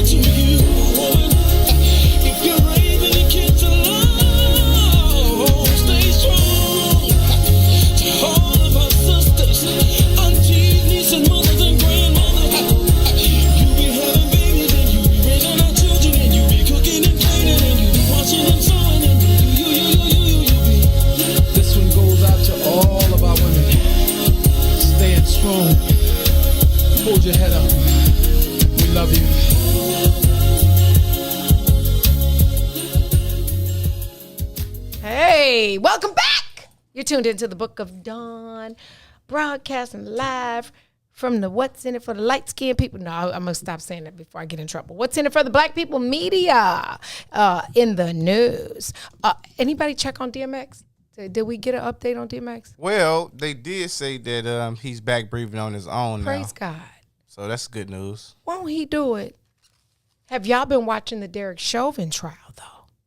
I don't. This is gonna make me mad. No, it's not gonna make you mad because the blue, what they call it, the blue wall. Don't they call it like the blue wall when the police don't tell on the police? Girl, bye. That all them sergeants and captains and ranking officers like, nope. That's not what we taught him. Good for them. I was super happy. Because all it takes is for people to really start speaking up. Yeah. When I tell you to get the one numbers after another, after another, after another, and I'm talking about ranking sergeants and commanders and the man that fight. Nope. Never taught that. Nope. He did that wrong. When I tell you there's no blue wall. Good. Up there, I was like, yeah, I was happy about that as well. Essentially, I feel like if you think that took money or it was just plain honesty. No, I think they have to tell the truth. They don't have to. Well, they felt compelled to tell the truth. So I just Good. it's hard. It's difficult to watch, but it's I guess a necessary conversation. And I guess I would have to say. And y'all don't beat me up. I'm proud of the officers that actually came forward because maybe they'll empower other officers to be honest. Exactly. And so exactly. I know all of them are not bad. I have great friends that are in law enforcement that are good people. Yes. But when the courage to tell the truth, when an officer or a person has the courage to tell the truth, I think that we should at least honor the fact that they are doing what many, many people would not. So I heard that the Florida governor is banning what he calls the COVID passport, the vaccine passport. Essentially, you get the card when you get the vaccine. Mm-hmm. And what some people in some states are trying to do is basically make it like a passport, so to speak, where like to go into certain places or events, basically you have to have had the vaccine. And so the Florida governor was like, yeah, we're not doing that here, which obviously is a danger to their state. They've already, I think Indiana knocked down the mask mandate yesterday. And I think Florida did it last week. So how do you feel about it? Is that a bad thing? I don't know. I don't know that that's I get it, but I don't know that that's a bad thing because so you have opposing viewpoints. You have people that are all about the vaccination, and then you have people that would rather not be bothered. Sure. And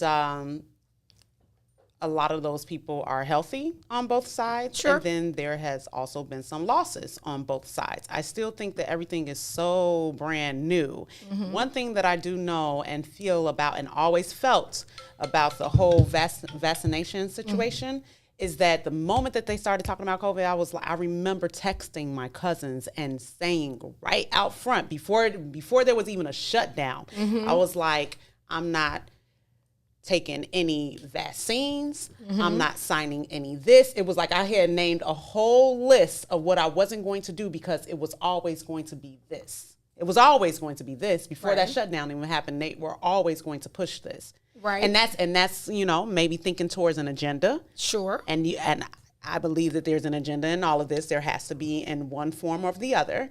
But I think that at some point, people are going to rebel against. It's invasive. It's invasive on your living. And that's what the governor said. And from that perspective, just that little piece, yeah, it's technically like discrimination. Yeah. Right? Because the vaccine is a choice. Mm-hmm. Right? And we all feel differently about it. But I don't know. It's touchy. It is touchy. It's touchy because, like you said, it's somebody's right not to do that. Mm-hmm. I do, though, want to make the point that a lot of people are like nervous because it seems fast, right? It seems like this process to create these seems fast. But what I would challenge a person to keep in perspective is that when when measles, mumps was a pandemic, and when chicken pox and all the things that we have only known for our whole lives, right? Mm-hmm. That we've all been vaccinated for, right? Because you have to have those to go to school. I don't think you have to anymore, but when I was in school, you definitely had to have your shot records. I think when I went back to college, I had to re-up, like I guess my TB or my tetanus or something to be on that campus. You know something that is ridiculous? What? That I feel is ridiculous, and this is exactly what I'm talking about. When does it stop? So I was told to get a shot to teach online virtually for students, a virtual teacher for students that are in LA. What? And this is a simple TB shot.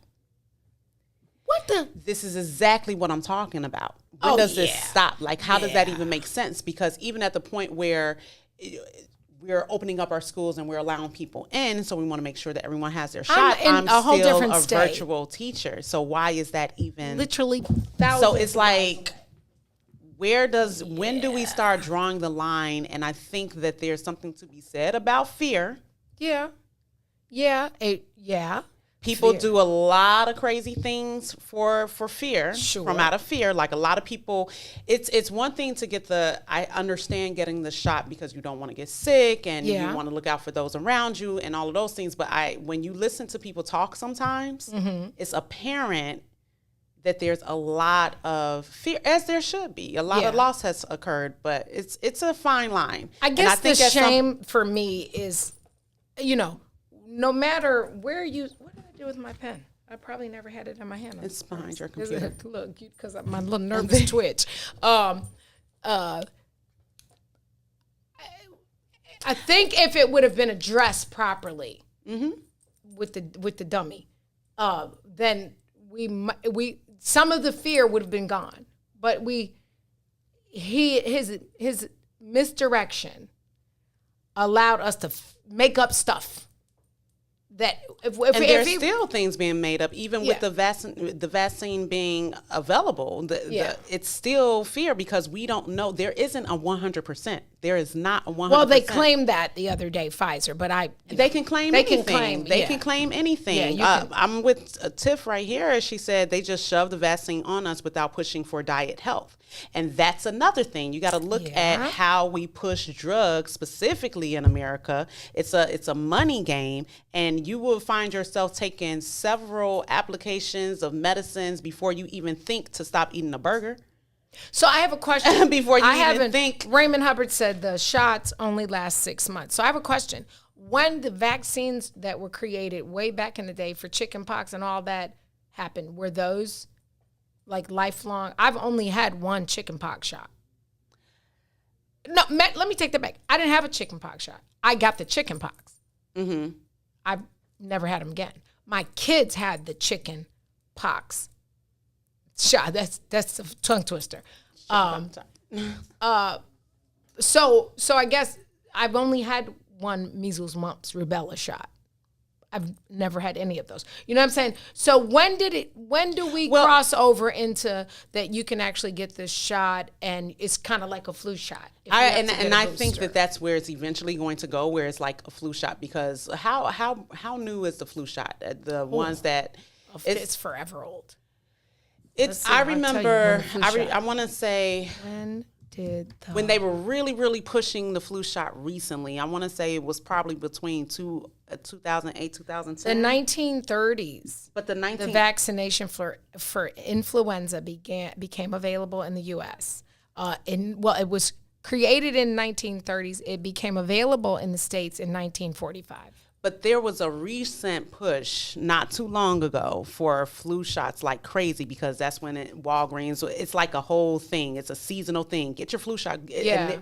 There was a rise of a push. That was a campaign by somebody. That was probably big business. Big business stuff. Big purchase. Again, money. Yeah. So I remember everybody was freaking out about getting the flu shot. And I remember a lot of people that got that flu shot immediately got sick when they got the shot. And then there was a lot of people that still to this day don't get flu shots, and they are A-okay. Because peep this. This says the CDC's influenza vaccination coverage report shows that overall flu vaccination coverage among people 6 months and older for the year of 2019 to 2020 increased from the previous year to 52%. Shit, well, then I'm a bet on the COVID vax, because it's higher than 52%. The flu shot is only 52% effective. That's But I feel it's the same as the vaccine right now. I think, you know what? I guess I'm still paying attention. Tiff said she had chickenpox and got the vaccine. I thought chickenpox, and I could be wrong, that once you get it, well, some people are just quirky, because some people can get things twice. Right? I know that's a thing. That's that person's system. It's rare, but I got chicken pox. I'm trying to figure out what's this shot. Do you see a mark on my arm right here, somewhere back there? You see a? Oh yeah. That's a vaccine. That's I think it was they did this at school. I'm telling you, this is most people my age have a scar. Whatever this was. Oh, wow. Everybody 45 and up, tell me what this is. What kind of, it was not the tetanus or booster. It was something they did back, because they used to come in the school and do that. They would come to your school and you get your shot right in the lunchroom. I'm just like, where do you draw the line? Yeah. Where do you draw the line? Because you know what? It's to look up and see everybody in masks, to see signs on the door. We're just falling in line, and they teach you to fall in line from the time that you're a kid. So it's like, when do we take a look at what's really going on? Oh, wow. Jesus Christ. Google is somebody. I said, what vaccine left a scar on your arm? Oh, listening. And it says the smallpox and the BCG vaccines leave a scar. Your scar is from a BCG. What the heck is a BCG vaccine? I don't even know what that is. It's I was born, my mother has a scar. What the heck is a BCG? Oh, Lord Jesus. That's the one that's on your arm. That's what they said. Yeah, don't know. But you saw the scar. And if you look at anybody my age, I promise you that scar is on there. I think my mom has that scar. Yeah. Yeah. I'm telling you. It might be MMR. But yeah, I agree that TB shot used to be that one that put the circle on you, right? That's the one that I had to get recently for a That's class. The dumbest. I don't want to disrespect the job, but it's the ridiculous. dumbest ish ever. It's ridiculous. Right. To teach you virtually, because now you can catch it.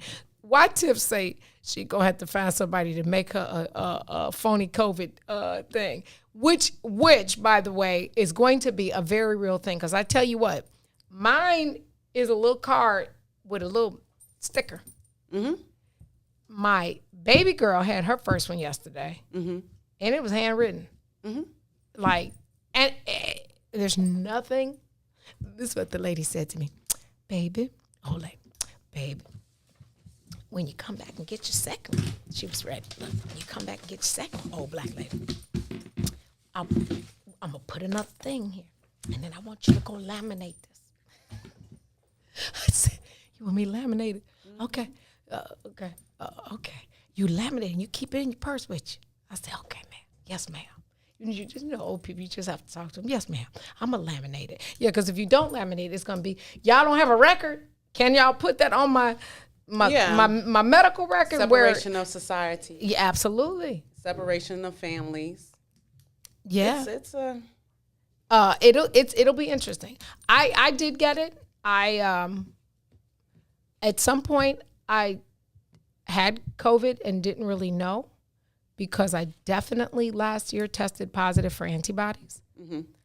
So I probably assumed that it was my allergies, because the symptoms are super similar, and just over allergy medicine. You know what I'm saying? And I'm grateful. Like I mean, because 500,000 folks weren't so lucky. So I know, God, you gonna use me, right? But that vaccine, I saw my mother working on you the other day, giving you homework and stuff about that vaccine. About some other stuff. Oh, I missed that about part. the Oh, vaccine. I thought she was talking to you about the vaccine. No, she was talking to me about some other stuff. Raquel, what is the shot-free lamination at Staples until May 2021? Lord Jesus, Staples and jumped in the game. Get your money, man. That's all I can tell you. They don't know you have sickle cell, so we don't know how that's gonna work with you. You were first in line to get it anyway, because that's a pre-existing condition. It is. You should have been, yeah. So I don't know how you feel about if they do it in jail. What if they do it in jail without? You think that they could mandate that the prisoners get it? Would that be something? I think at any point in time they can mandate to do anything. We're wearing masks. How many? Speaking of masks, I was looking up the 1920 Spanish flu. Mm-hmm. Girl, did you see those masks? They were not like what we wear now. They were like leather and husk, and people died from the masks. You can die from wearing a mask now. From you that, can get sick. from the what is it? The oxygen, something. Yeah, you can actually get sick. That's from your own breathing. What is that? There's a name for that. I know what it's called. In New York State, in the prisons, is that Raquel? Is that? Yeah, I'm tripping that Staples is doing a free lamination. You can buy. They just want people in the store. Speaking of Staples, as much as I love Staples, that reward program is not like CVS or Walgreens. You never get money back. You spend all your money and you put your phone number in there, and there's never a discount for anything. I'm tired of that. You have to reward me. Give me my just desserts. Speaking of disabilities, y'all thought I forgot about my Black History fact. Let me say this before I actually forget to say it, because I don't want y'all talking about me saying she starts stuff and she don't finish it, because I'm a finisher. Black History fact today is about Johnny Lacey. Johnny Lacey was born in 1937, and I have to say this country because the city is country, in Huttlig, Arkansas. Imagine that. It's probably only 8 people in that town. Soon relocated with her family to McLeod, California, Lacey was diagnosed with polio at the age of 19 and placed in an iron lung for 2 weeks. Eventually, the polio left her paralyzed and confined to a wheelchair.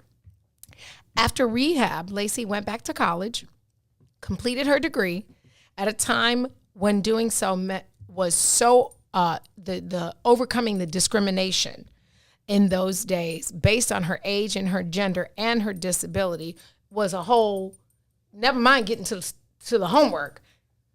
She's old, she's a woman, and she's overcoming a disability, right?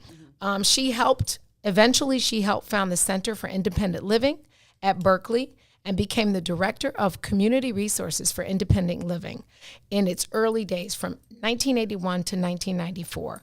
During her time there, she engaged in the community and in groundbreaking and essential conversations about identity and the challenges that come along with being a Black woman with a disability.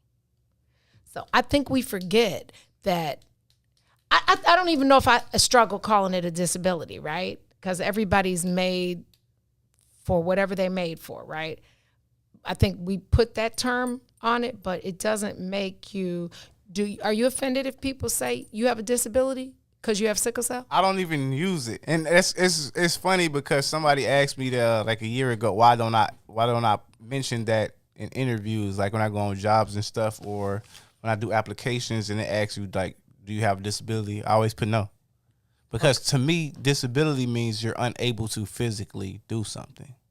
Which is probably not the correct term. It's just how I break it down. No, I only asked the question because I wonder, because don't we all have a disability? So, I mean, yeah, to some extent. To some extent, yeah, I have to agree with that. So yeah, I what is the definition? Let's look up the dictionary definition. How do you define disability? Yeah, it's the definition is, let's see, disability definition.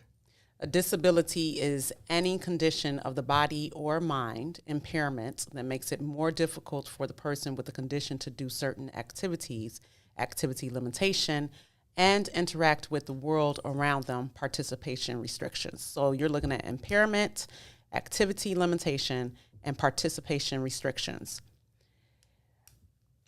Yeah, I would have to say that. Well, I mean, I'm disabled once a month for sure. Well, I'm not claiming that anymore because I'm almost a year away. So, that's a whole nother conversation. I know nephew doesn't want to have that conversation with us, but you know that this is so left, but it's girls. We just girl talking, right? Ron, you just have to roll with us. You're going to be married one day, so you might as well learn it. The pre-menopause is called perimenopause, right? Peri. So when people say, I'm in menopause, you're not in menopause until you have not had a cycle for over a year. That's menopause. That never ends. Like, menopause is not the period of time where you get the sweats and all that, the way we say it. Menopause is the forever. The peri, which most people say pre, but it really is peri, is the flashes and the sweats and the process. But menopause is a state of existence from here on out. So when you hear people say she's menopausal, they're referring to the sweats and the irritation and the peri, the crazy. Menopause is the ever after. Women Isn't that crazy? So difficult.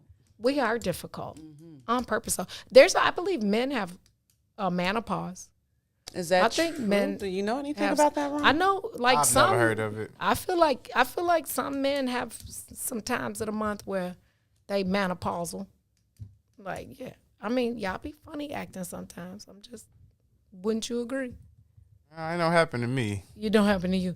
Oh, I forgot I had a third joke for y'all. Y'all want to hear the third joke? I forgot I had three. What do you call a bear with no teeth? What do you call it? I thought about this when I said menopause. What do you call a bear with no teeth? A gummy bear. Ah! Hey! You got it. Ron, you got 12.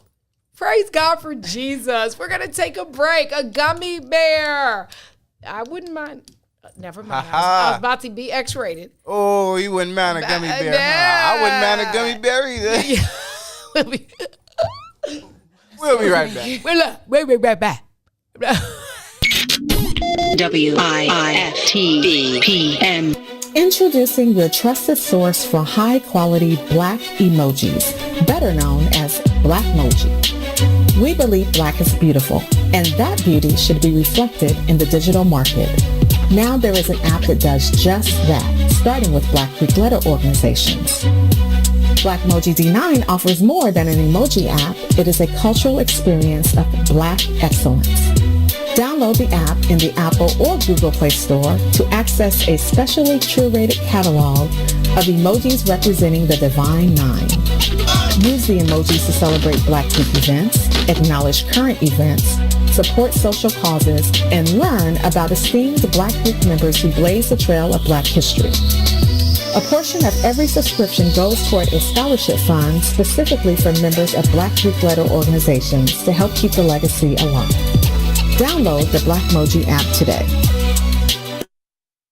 My name is Cassandra J. Mance. current Village of Olympia Fields trustee and your candidate for Village President of Olympia Fields. I've been a resident of Olympia Fields for 28 years. I believe in building strategic partnerships, establishing governance boundaries, and have and will continue to dedicate my life's work as a respected and credible voice when it comes to decision making. Olympia Fields has always been a community of familiarity and comfort, and I want to make sure the village stays that way. On Tuesday, April 6th, vote Cassandra J. Matz for your Olympia Fields Village President. Paid for by Citizens for Cassandra J. Matz.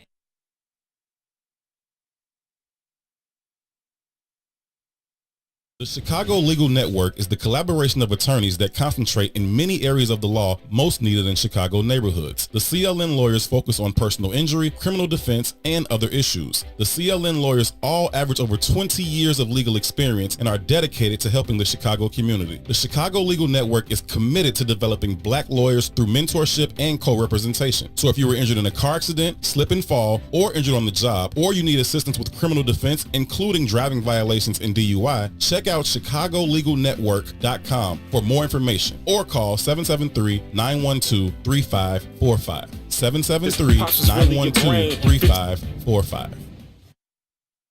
Cars built speaker shit we couldn't explain. We was just wishing he show affection to Jane, or maybe show up the games. Nobody can break this bond. You got to think about our bedroom was right behind mama's, real close to it. She would call my name and wake me up in the morning. And strap bed was like right next to mama bed. We only had air conditioning in one room. That's gonna build a tight.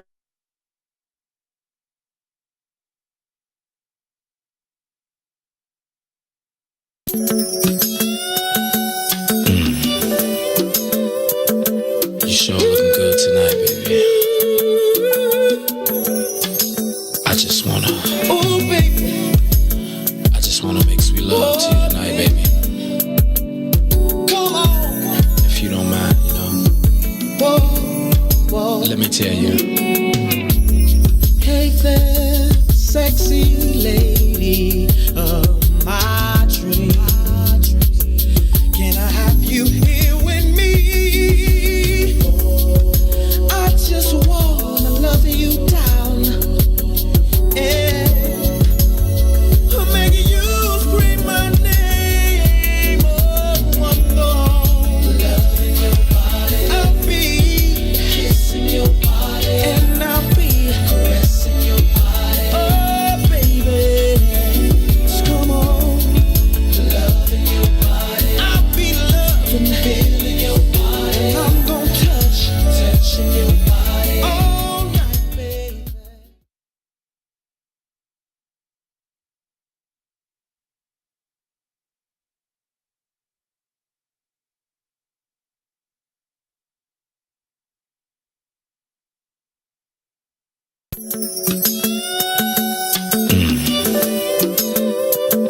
You sure looking good tonight, baby.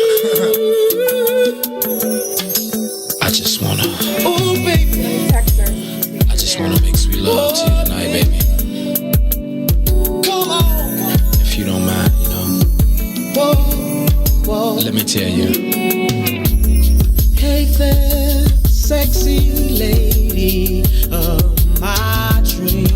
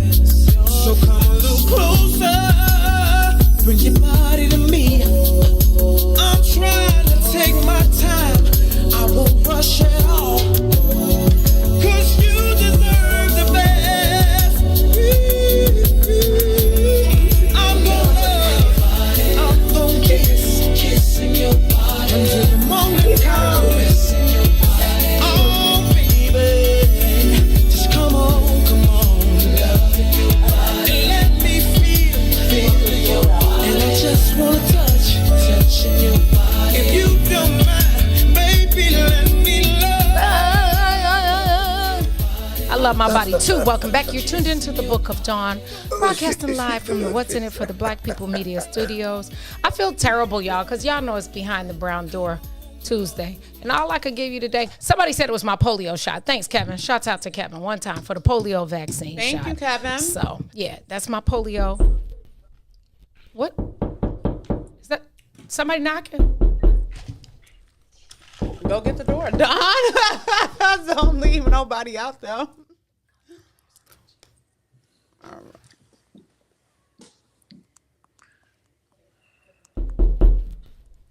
right. Okay. We are in there. This is so. Who is that there? Somebody was behind the brown door. Somebody knocking at the door. Who's knocking at the brown door? Who is that, Harpo? Good morning. Good morning. Is that me, brother? Is that me, brother? Happy Tuesday, Michael. How you doing, Dawn? I am wonderful. I miss you. Well, you live in Chicago. I live in Vegas. Yeah. Now we have this stuff. Absolutely. Not the last time I saw you, but the time before the last time I saw you, you were actually at the restaurant Behind the Brown Door with Malik Youssef. Do you remember that? I remember you did a lot of drugs and stuff. I'm not with you. Good morning, Mike Tyson. I was asking these folks who their favorite boxer was, and your name came up quite a few times. And so, yeah, heck yeah. You couldn't find anybody. Oh, come on. There is nobody better than you, sir. Well, Muhammad Ali is right here, but Sonny Liston, we forgot about Sonny Liston. Is that your favorite boxer, Mike? Yeah, Ali number one. Besides, forget what he did for guys. Ali made fight to live. I believe that. Who would be your top five, Michael? Muhammad. I'm not with you. Tell me what you got going on. I know that your youngin is playing tennis, right? Your daughter is playing tennis, right? She's playing, she really likes this. She's really progressing very well. Yes. Good. And what is Morocco doing? Has he decided a sport? Morocco, he likes watching television, like kids watch. They like watching people play games. That's a thing now. That's actually a real thing. Yeah. You can watch people play games. And guess what? Those people that they are watching are making so much dough. I don't understand it, but it's a real thing. Yeah, it's a phenomenon going on. We have people who are very bright, non-script, ingenuity. They're becoming wealthy. Indeed. Tell me about your that big production that you and Lakia put together for that coming after you got back in shape and hosted that event all yourselves. What was the spirit? What was the purpose behind doing that? Just to give people. We had time. Yeah. All right, so I was going through my typical Mike Tyson. I'm depressed, and everybody against me, and I'm doing my cocaine, and I'm ODing all the time, right? Mm-hmm. So I meet guys that he become acquainted with, my business partner now, and he talks about. Since I'm the high guy, about giving me this drug, better than any drug I've had in my life. And I said, where it is, give me right now. And he said, wait. And so he gave me this, let me explain it. It's from a frog, a toad. And he crystallized it. He put it in the crack pipe. I inhaled it. I exhaled it. And I saw that fine. Really? My life is never been the same. Really? No. I was 110 pounds overweight. I lost weight for fight. You said you lost 110 pounds. What? And lost it in 4 months. Oh wow.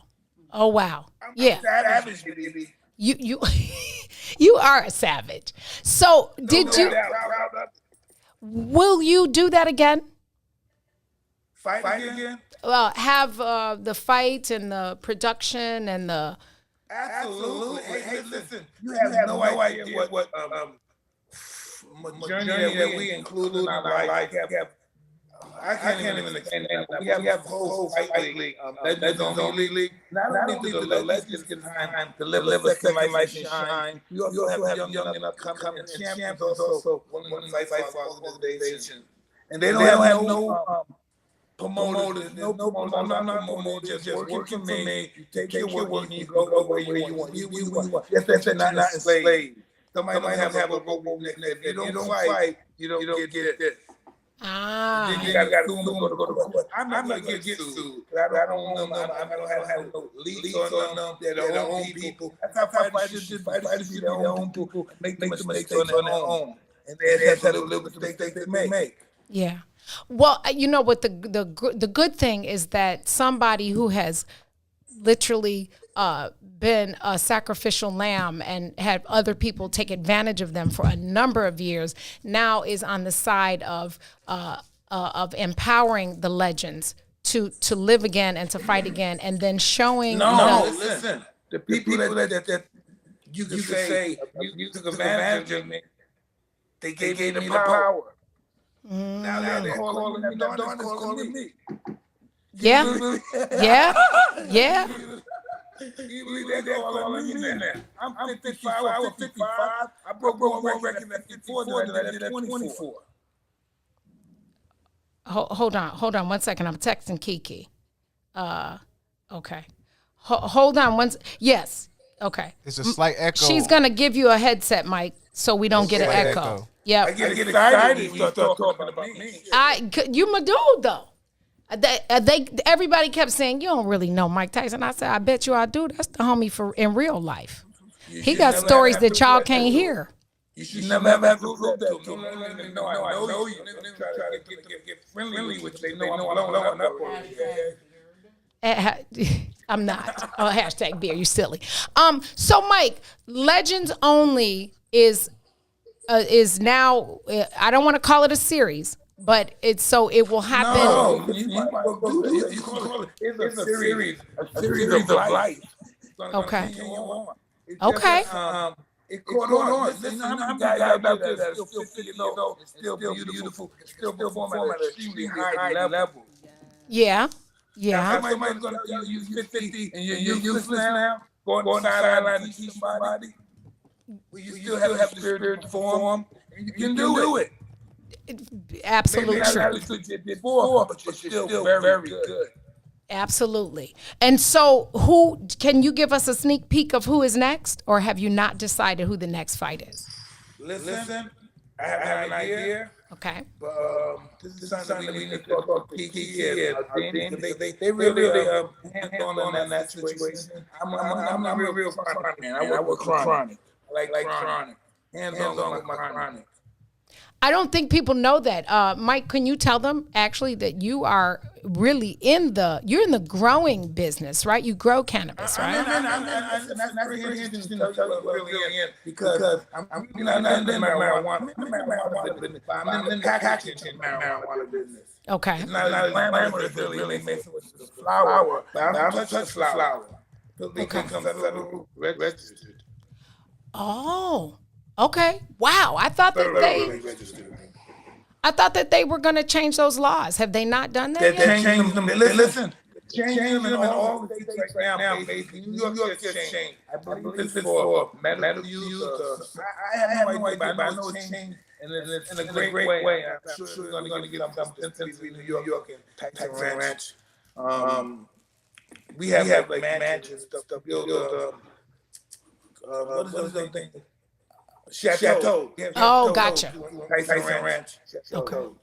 When you've been members only and state of the art, luxurious, that's see this stuff. You'll see it. I am definitely excited about seeing it. So, but that's in Cali, right? You have no, that's all over the world. Okay. We start here in Cali. We got 10. We're going to get 10 in Canada now.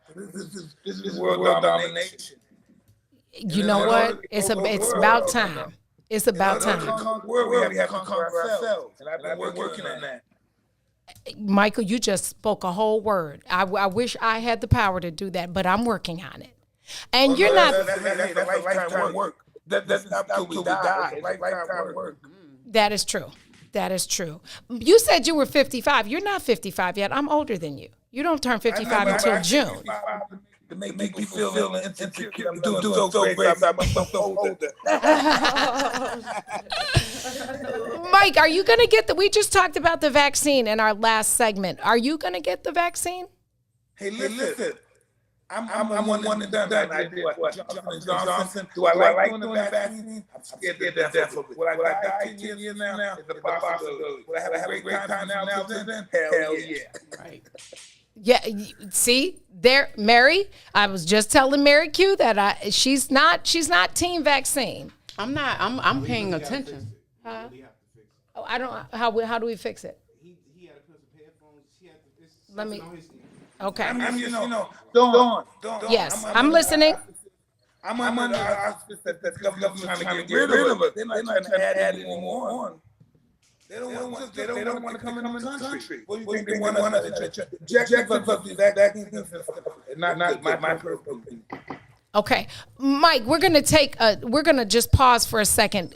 Kiki is gonna give you a headset so we can try to pull the echo out because I need them to hear what you're saying. Without Kiki, all this that go well. Of course. Of course. I'm doing the interview cocaine. That go well. You are so silly. Lakia, get your husband a headset, please. I know you are. Is that her behind you? Huh? Is that her behind you? She's somewhere around. I don't see her though. Yeah, hold on. Let me.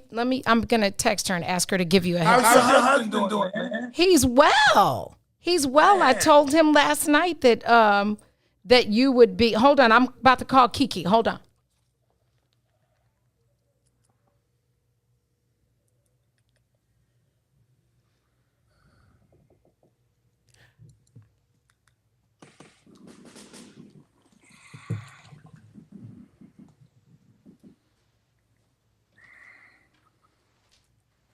Mike, hold on 1 second. Please.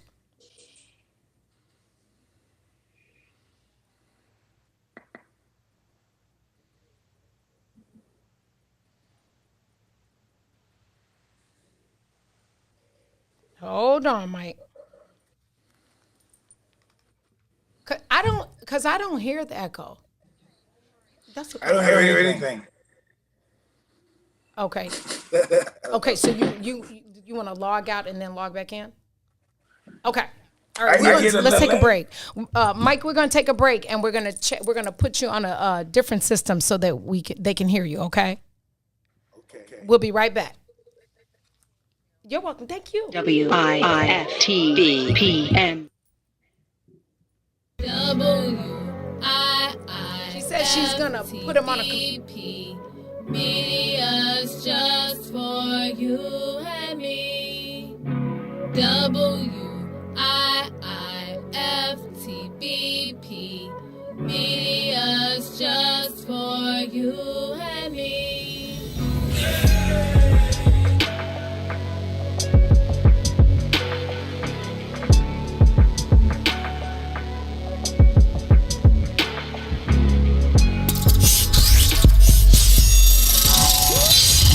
What's up, everybody? Welcome to the green side of things. It's your man, Sadiq. And Cassiopeia. And we need you to like, comment, and share that thing every Tuesday and Thursday from 1 to 3 p.m. on What's in It for the Black People Media.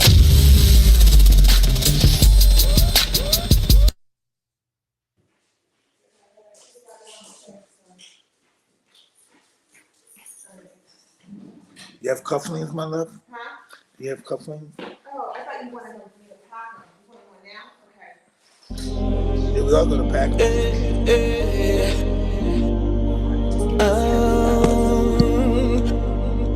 Good morning. Good morning. Good morning. Yeah. I see you, Dawn. Slick J. Adams. Good morning. Come on. You're listening to the Book of Dawn. Good morning. You're listening to the Book of Dawn. This morning. You're listening to the Book of Dawn. Good morning. You're listening to the Book of Dawn. Are you ready for the truth? And nothing but the truth, so help you, Dawn. She's bringing it to you every weekday at 9 in the morning. So if you wanna hear the real, this is what you gotta do. Just log online and listen to Dawn speak her mind. You're listening to the Book of Dawn in the morning. You're listening to the Book of Dawn this morning. You're listening to the Book of Dawn this morning. You're listening to the Book of Dawn. You're now tuned in to Dawn. Oh, sexy Dawn. What's in it for the black people media? Yeah. Come on, y'all.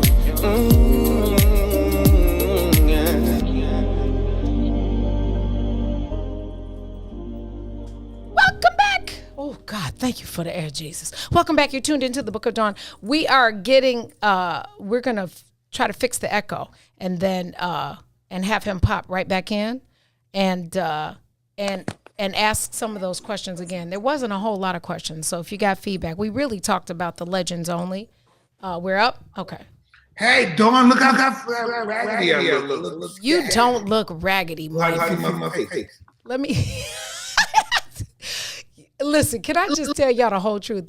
This my brother from another mother, and I promise you, I love him. Okay, he's so 1,000 all the time.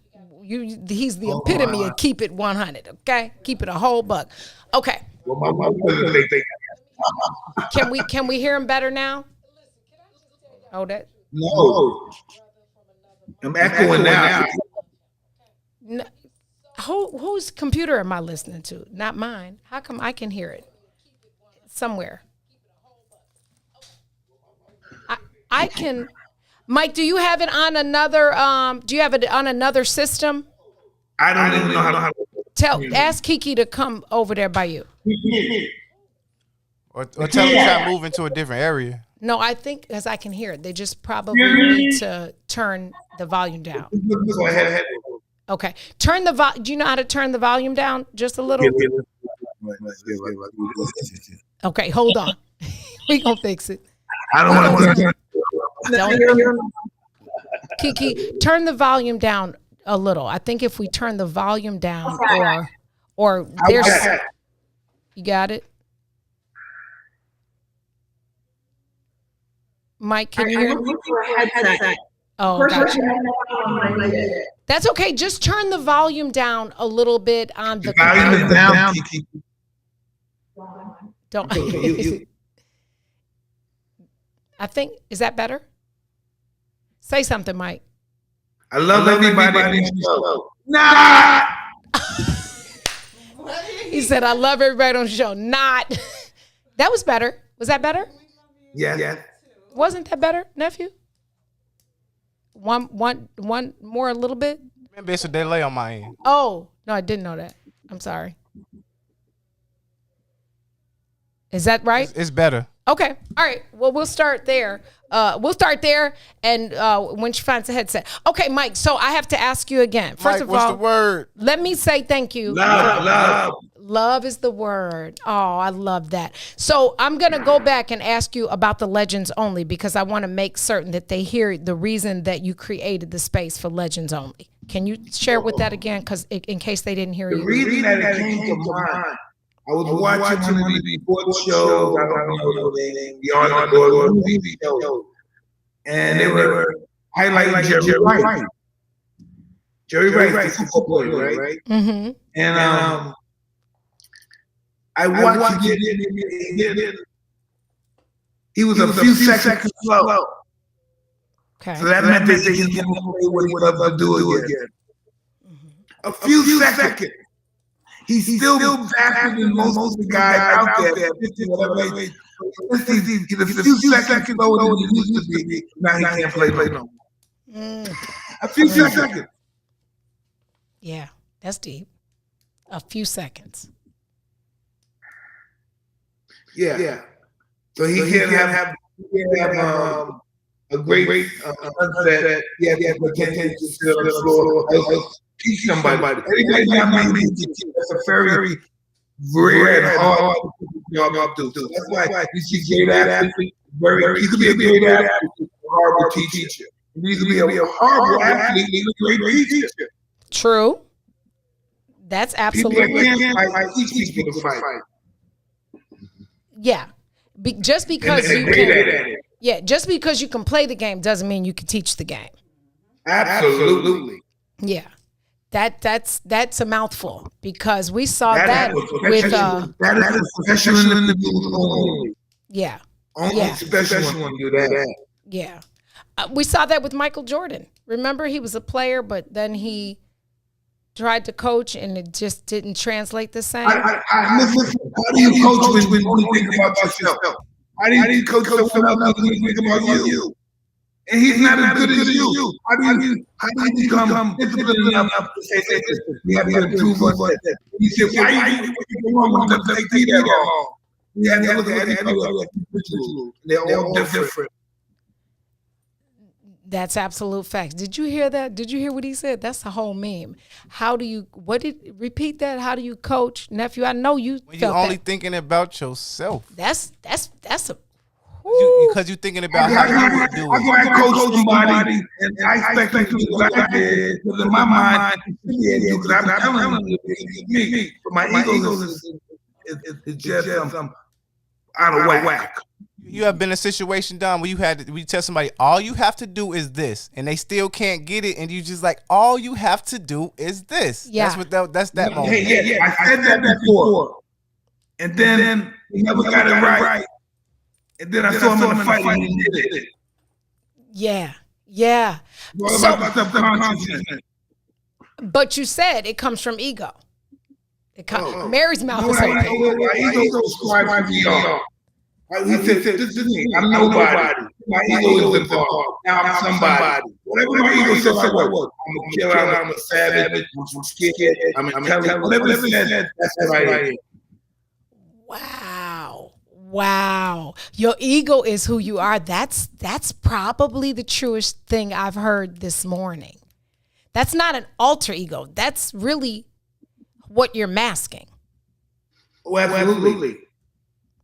You feel me? Like that? Doesn't that make sense? The mask of sanity is called. I just dropped the mic. I dropped the mic and you said it. Yeah. So what would be your subconscious then if the ego is the mask? The subconscious is the true self? And then you have the alter ego. It could be if you accept it that way. Whatever you believe is true. If you believe you're an asshole, that's true. If you believe you're that's true too. Wrong or right, whatever you say is true. Wow. So Mike, let me ask you this. What, because I would say your legacy, take away the belt, take away the challenges. I would say your legacy is perseverance. And what would you say your legacy is? My legacy is Mike Tyson wouldn't be more than anybody want to be down. Say it one more time. That's my legacy. That I want to be up and anybody want to be down. Oh, that's perseverance. Absolutely. And you literally you literally are a living legacy, a living example of being up more than you're down, because what you do different that people don't really take enough notice of is you embrace what's not so good. Like you and you continue to rise above it. And so I think the ability to embrace what our ugliness is, that we know our own ugliness, right? when you embrace your ugliness, you can heal. Yes. God made all the things. There is no ugly. I used to think that too. There's no suffering. No suffering. Suffering doesn't. God didn't suffer. It's only human beings bringing suffering in our life because we expect too much. You see those poor people that have to cry and they're happy. They don't expect that shit. If I don't get my money, they don't come out crying. So expectation. So expectation is the enemy. The expectation. Yeah. It's never what you expect it to be either. Interesting concept. Is that you said that's Buddhism? Like a expectation? Yeah, because you put pressure on yourself. Buddha existed to stop us from self-suffering. He was so focused that people wanted to be in the suffering, wanted to be down, crying. It was their medicine. He couldn't gather that. No, God's world. And so he thought that bullshit. He wanted to live the real world. He dedicated the rest of his life to solve suffering. I don't know that I'm probably too selfish to live like that, Mike. I don't know. No, you're not. You don't think so?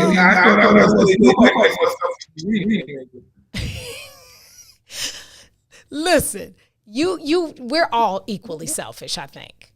Listen. If I'm with me, I'm gonna know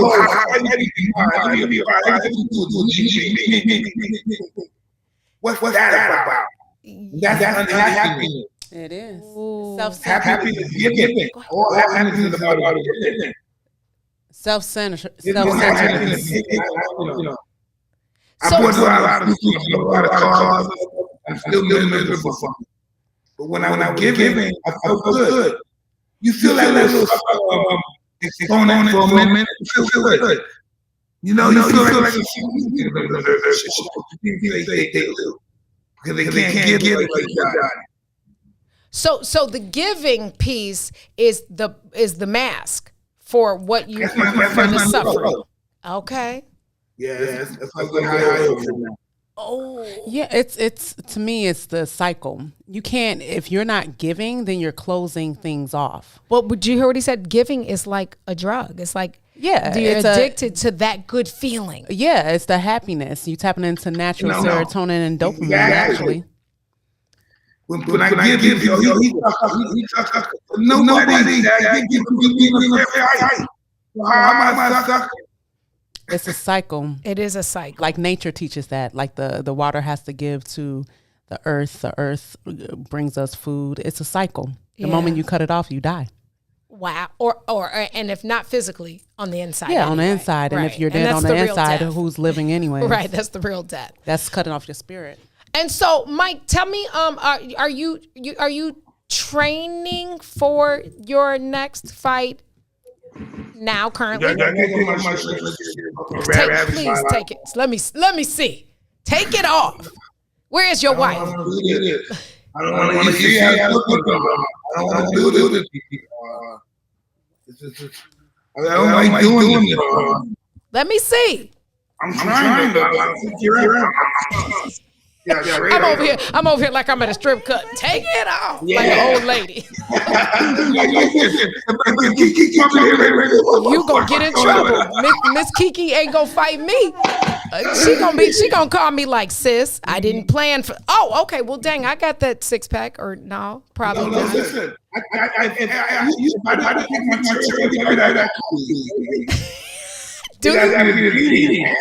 Still Iron Mike. He's still Iron Mike. Man, you look great for 54. Yes. No, listen. Check out Dawn. This is right? Uh-huh. He told us 365 days a year. Before that, well, that's kind of true. Maybe Methuselah. Maybe you all go wrong. Oh, how about that concept? Because you can be forever young. You can't, because it's the spirit. You're young in the spirit. Yeah. So what do you do for training? Tell me what you do. I'm not gonna do it, but tell me what you do. That's what it all comes to. What my glut. Always eat. So that's the fight. I'm going to gain my fight. So go ahead. I'm sorry for interrupting. And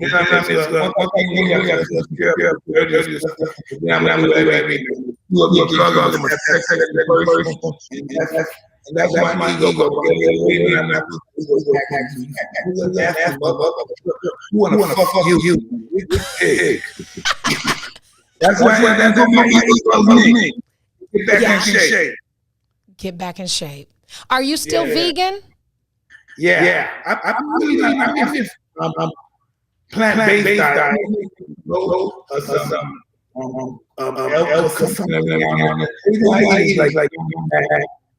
All the food I eat burns. What'd you say? You eat bird food? No, all my food I eat burns fat. Oh, to burn fat. I need that diet. Look, I need the burn fat diet. Yeah. And so how many times a day do you eat, Mike? When you're really? Even while you're training? I think we eat too much. I know my research we do eat much. Well, we are a gluttonous country. No, we're drug enhancement. FDA is a drug administration too. Oh, well, now that's a whole twist, right? The FDA is the new dope man is the FDA. No, it's always been Dawn. It's always been the dope man. It's okay to cheat. It tells you this is okay to eat this food. When they know it's not. And then they do later have a callback. They do. Often there's callbacks. There's more callbacks in food than there is probably more recalls than anything. By that time they accomplished the goal. I think as many people said that they can. Well, you speak in Mary's language right now. She just actually shared that conversation with us before you jumped on. But yeah, so listen, Dawn. Yes.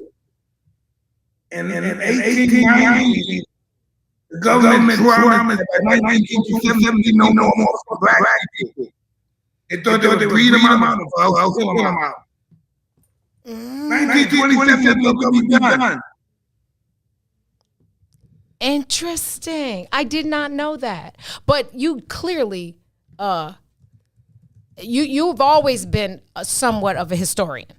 And so I think that's probably a little known fact about you is that you've always had this. I don't know what people tell us. Then I investigate. Yeah. I've seen you do that.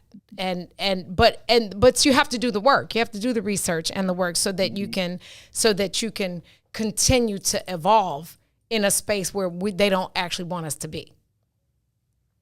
Yo, listen, we evolve. People only interpret us. Wow. Yeah, that's true. But you have to do the work. That was me. Sorry, y'all. I did that. I was trying to enlarge my screen. So you train, you eat once or twice a day. Are you doing the ropes? Are you jogging? What else goes with that?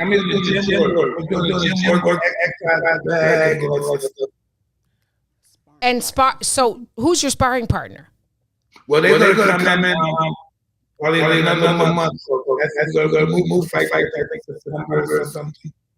Is it going to be in Vegas again? No way, Jose. It was going to be in Florida. And Hollywood. Okay. That's really good stuff. Can you believe I'm going to go my next fight? I'm going to go my Say it again. I missed it. I think I'm Yes. Check it out. Last time I was fighting No, you didn't know where it is. And see how you evolve. Yeah, that's confidence. You have confidence to do it. Man, I do that. remember them stories. Remember them crazy times. That's a little bit maybe we can't say to the public. No, listen. Those crazy times. True. You know what's going on? Yes. We weren't like other people. I'm not saying we're that fly in the world. But most people in the world, they don't fit. They don't get a fit. They don't even try to make mistakes. And that's what we did. We made mistakes. Now we're where we go. We did indeed. And you know what? I received that because it's in the mistakes that you actually learn how to be. And what you do with that is what you do with it. But Dawn. Yes. Check this out. We are alive. Can you be alive?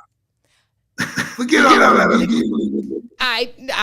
I'm grateful because no, we did some reckless things. That's for sure. Absolutely. Yeah, we did some reckless things. Yeah, some of this stuff. Absolutely. And so listen, let me just tell you this before I have to let you go. First of all, let me ask you about the fight. Are you going to have the same commentators? Is Snoopy Dogg and the other people going to be the same? Hey, I don't know. The only thing I do is don't win. That's all I do. The only after that, I don't know. People tell me that happens. I heard Snoop Dogg really good. Someone else came up. I don't know if you'll be able to do cable and that network. Oh, okay. Probably some contract stuff. Well, you know I'm available. Just so you know. I'm just I knew you had it in. I'm very impressed. You're impressed, brother. You're my brother. You know me. You know I can do this. Well, I know you talk a lot of shit. At least you get money doing it. The money's a whole lot. Oh, hey. He knows my whole. Remember when I told you I thought I was one of the homies? Like my pre-girly Dawn dress days? Yeah. He knows that Dawn. Yeah. He knows all of the Dawn. I know you're going to Kango. Yeah, I was going to wear my Kango today. I still get them, and they still sell them, and I still love Kangos. I want to tell them about this bet we made, but I don't want to say it out loud. Your brother Wilbur is watching. He said, "What up, Michael?" Love.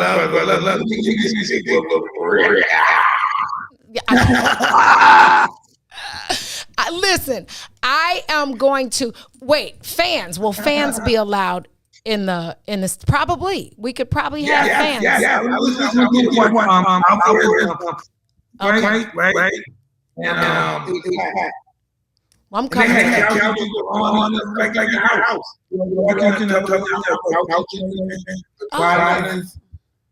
That's sexy. That's a new swag. Okay. And do you know, can you have Kiki text me your Instagram and your website if you have a website for your company? Because people are asking for your website, and I want to make certain that. I don't know what it is. Find him on Instagram. I know you don't, because I know you probably. That's okay. That's why you got a beautifully talented, incredibly smart, dope ass wife named Lakia.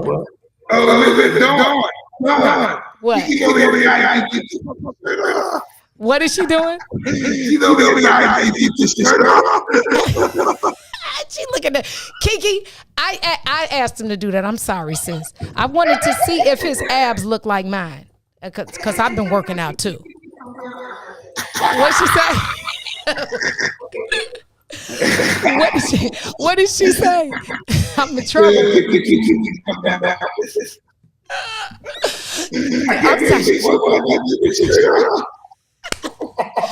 Listen, if you get in trouble, that one is on me. Sorry. I'll tell her. Where is she still standing there? Tell her to put her face on the screen. Let me see your face, Kiki.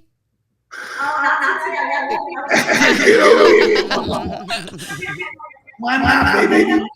Beautiful. She is beautiful, actually. No, I She is pretty.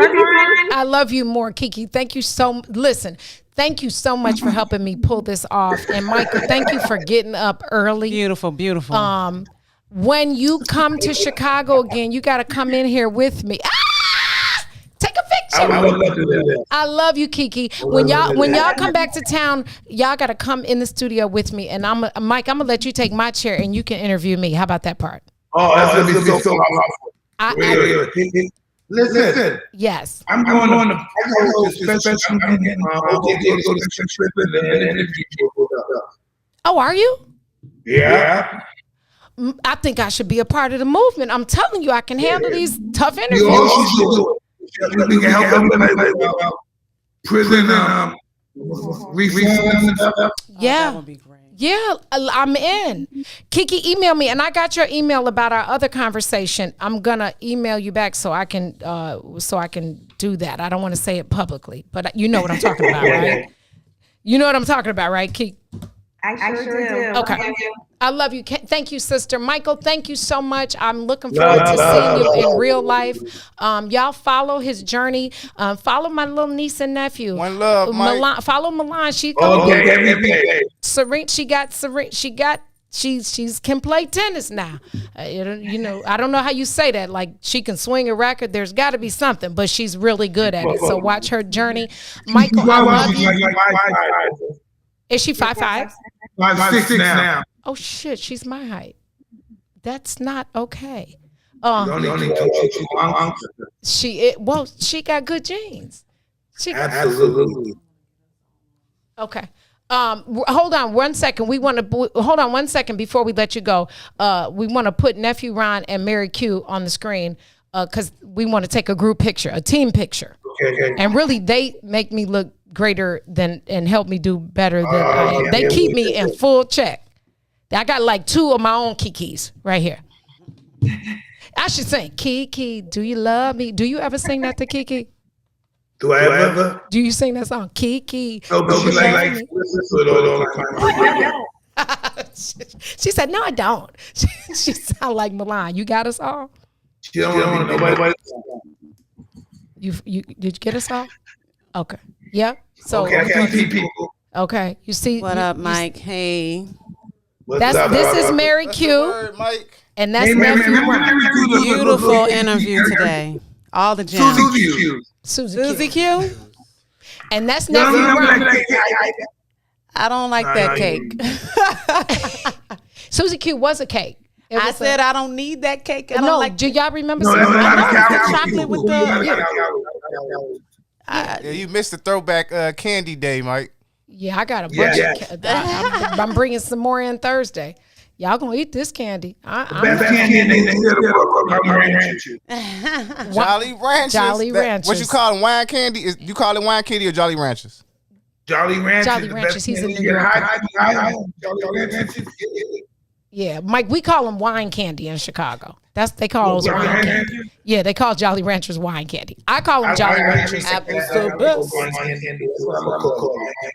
What's your favorite Jolly Rancher color? Watermelon. Cherry's good. Apple's good. Watermelon. Apple is fat. Watermelon can be a little overwhelming. Watermelon's my favorite fruit, so I'll take that. But I like the apple Jolly Rancher.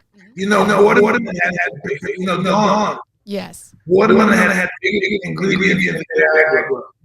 It has the fewest ingredients? The biggest ingredients in watermelon. What? Are you kidding me right now?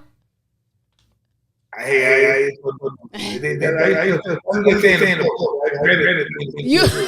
read it in a book. I'm not with you. Bro, I love you. I love you and I miss you and I can't wait to see you. I don't care if it's Vegas, California, or Chicago, but I need to see your face soon. Yeah, so come see me. Y'all come see me. Me and Mr. Milhouse gonna come see y'all and have a little mini. You know, my birthday is loading. I'm 55 is loading. So we might have to come out that way on the birthday tour. Now, how you gonna look at me when you 55? all day. They If you haven't destroyed the cookie fire. That's black don't crack. Even light skinned black. Light skinned black don't crack. Hell, if we did crack, you wouldn't see it. We so light.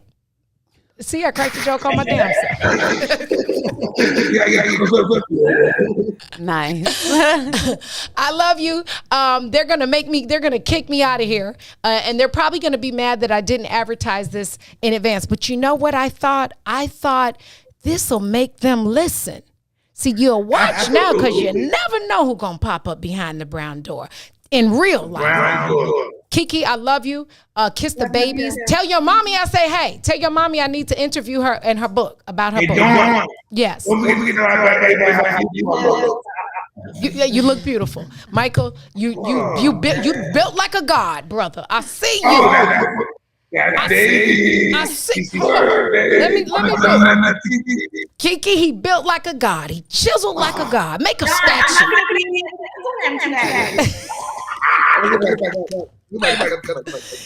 Michael, you gotta stand up one more time. You gotta stand up one more time and do it. I'm gonna do it with you. You gotta stand. She said, please don't. We'll do it together. They don't want none of that. They don't want that smoke. But Kiki, put your face back on there so I can say bye to you. I can blow you a kiss. I know you can see me, but I can't see you. Thank you for making this happen. I literally texted her yesterday and I said, will he get up at 9 o'clock? She said, for you? Yep.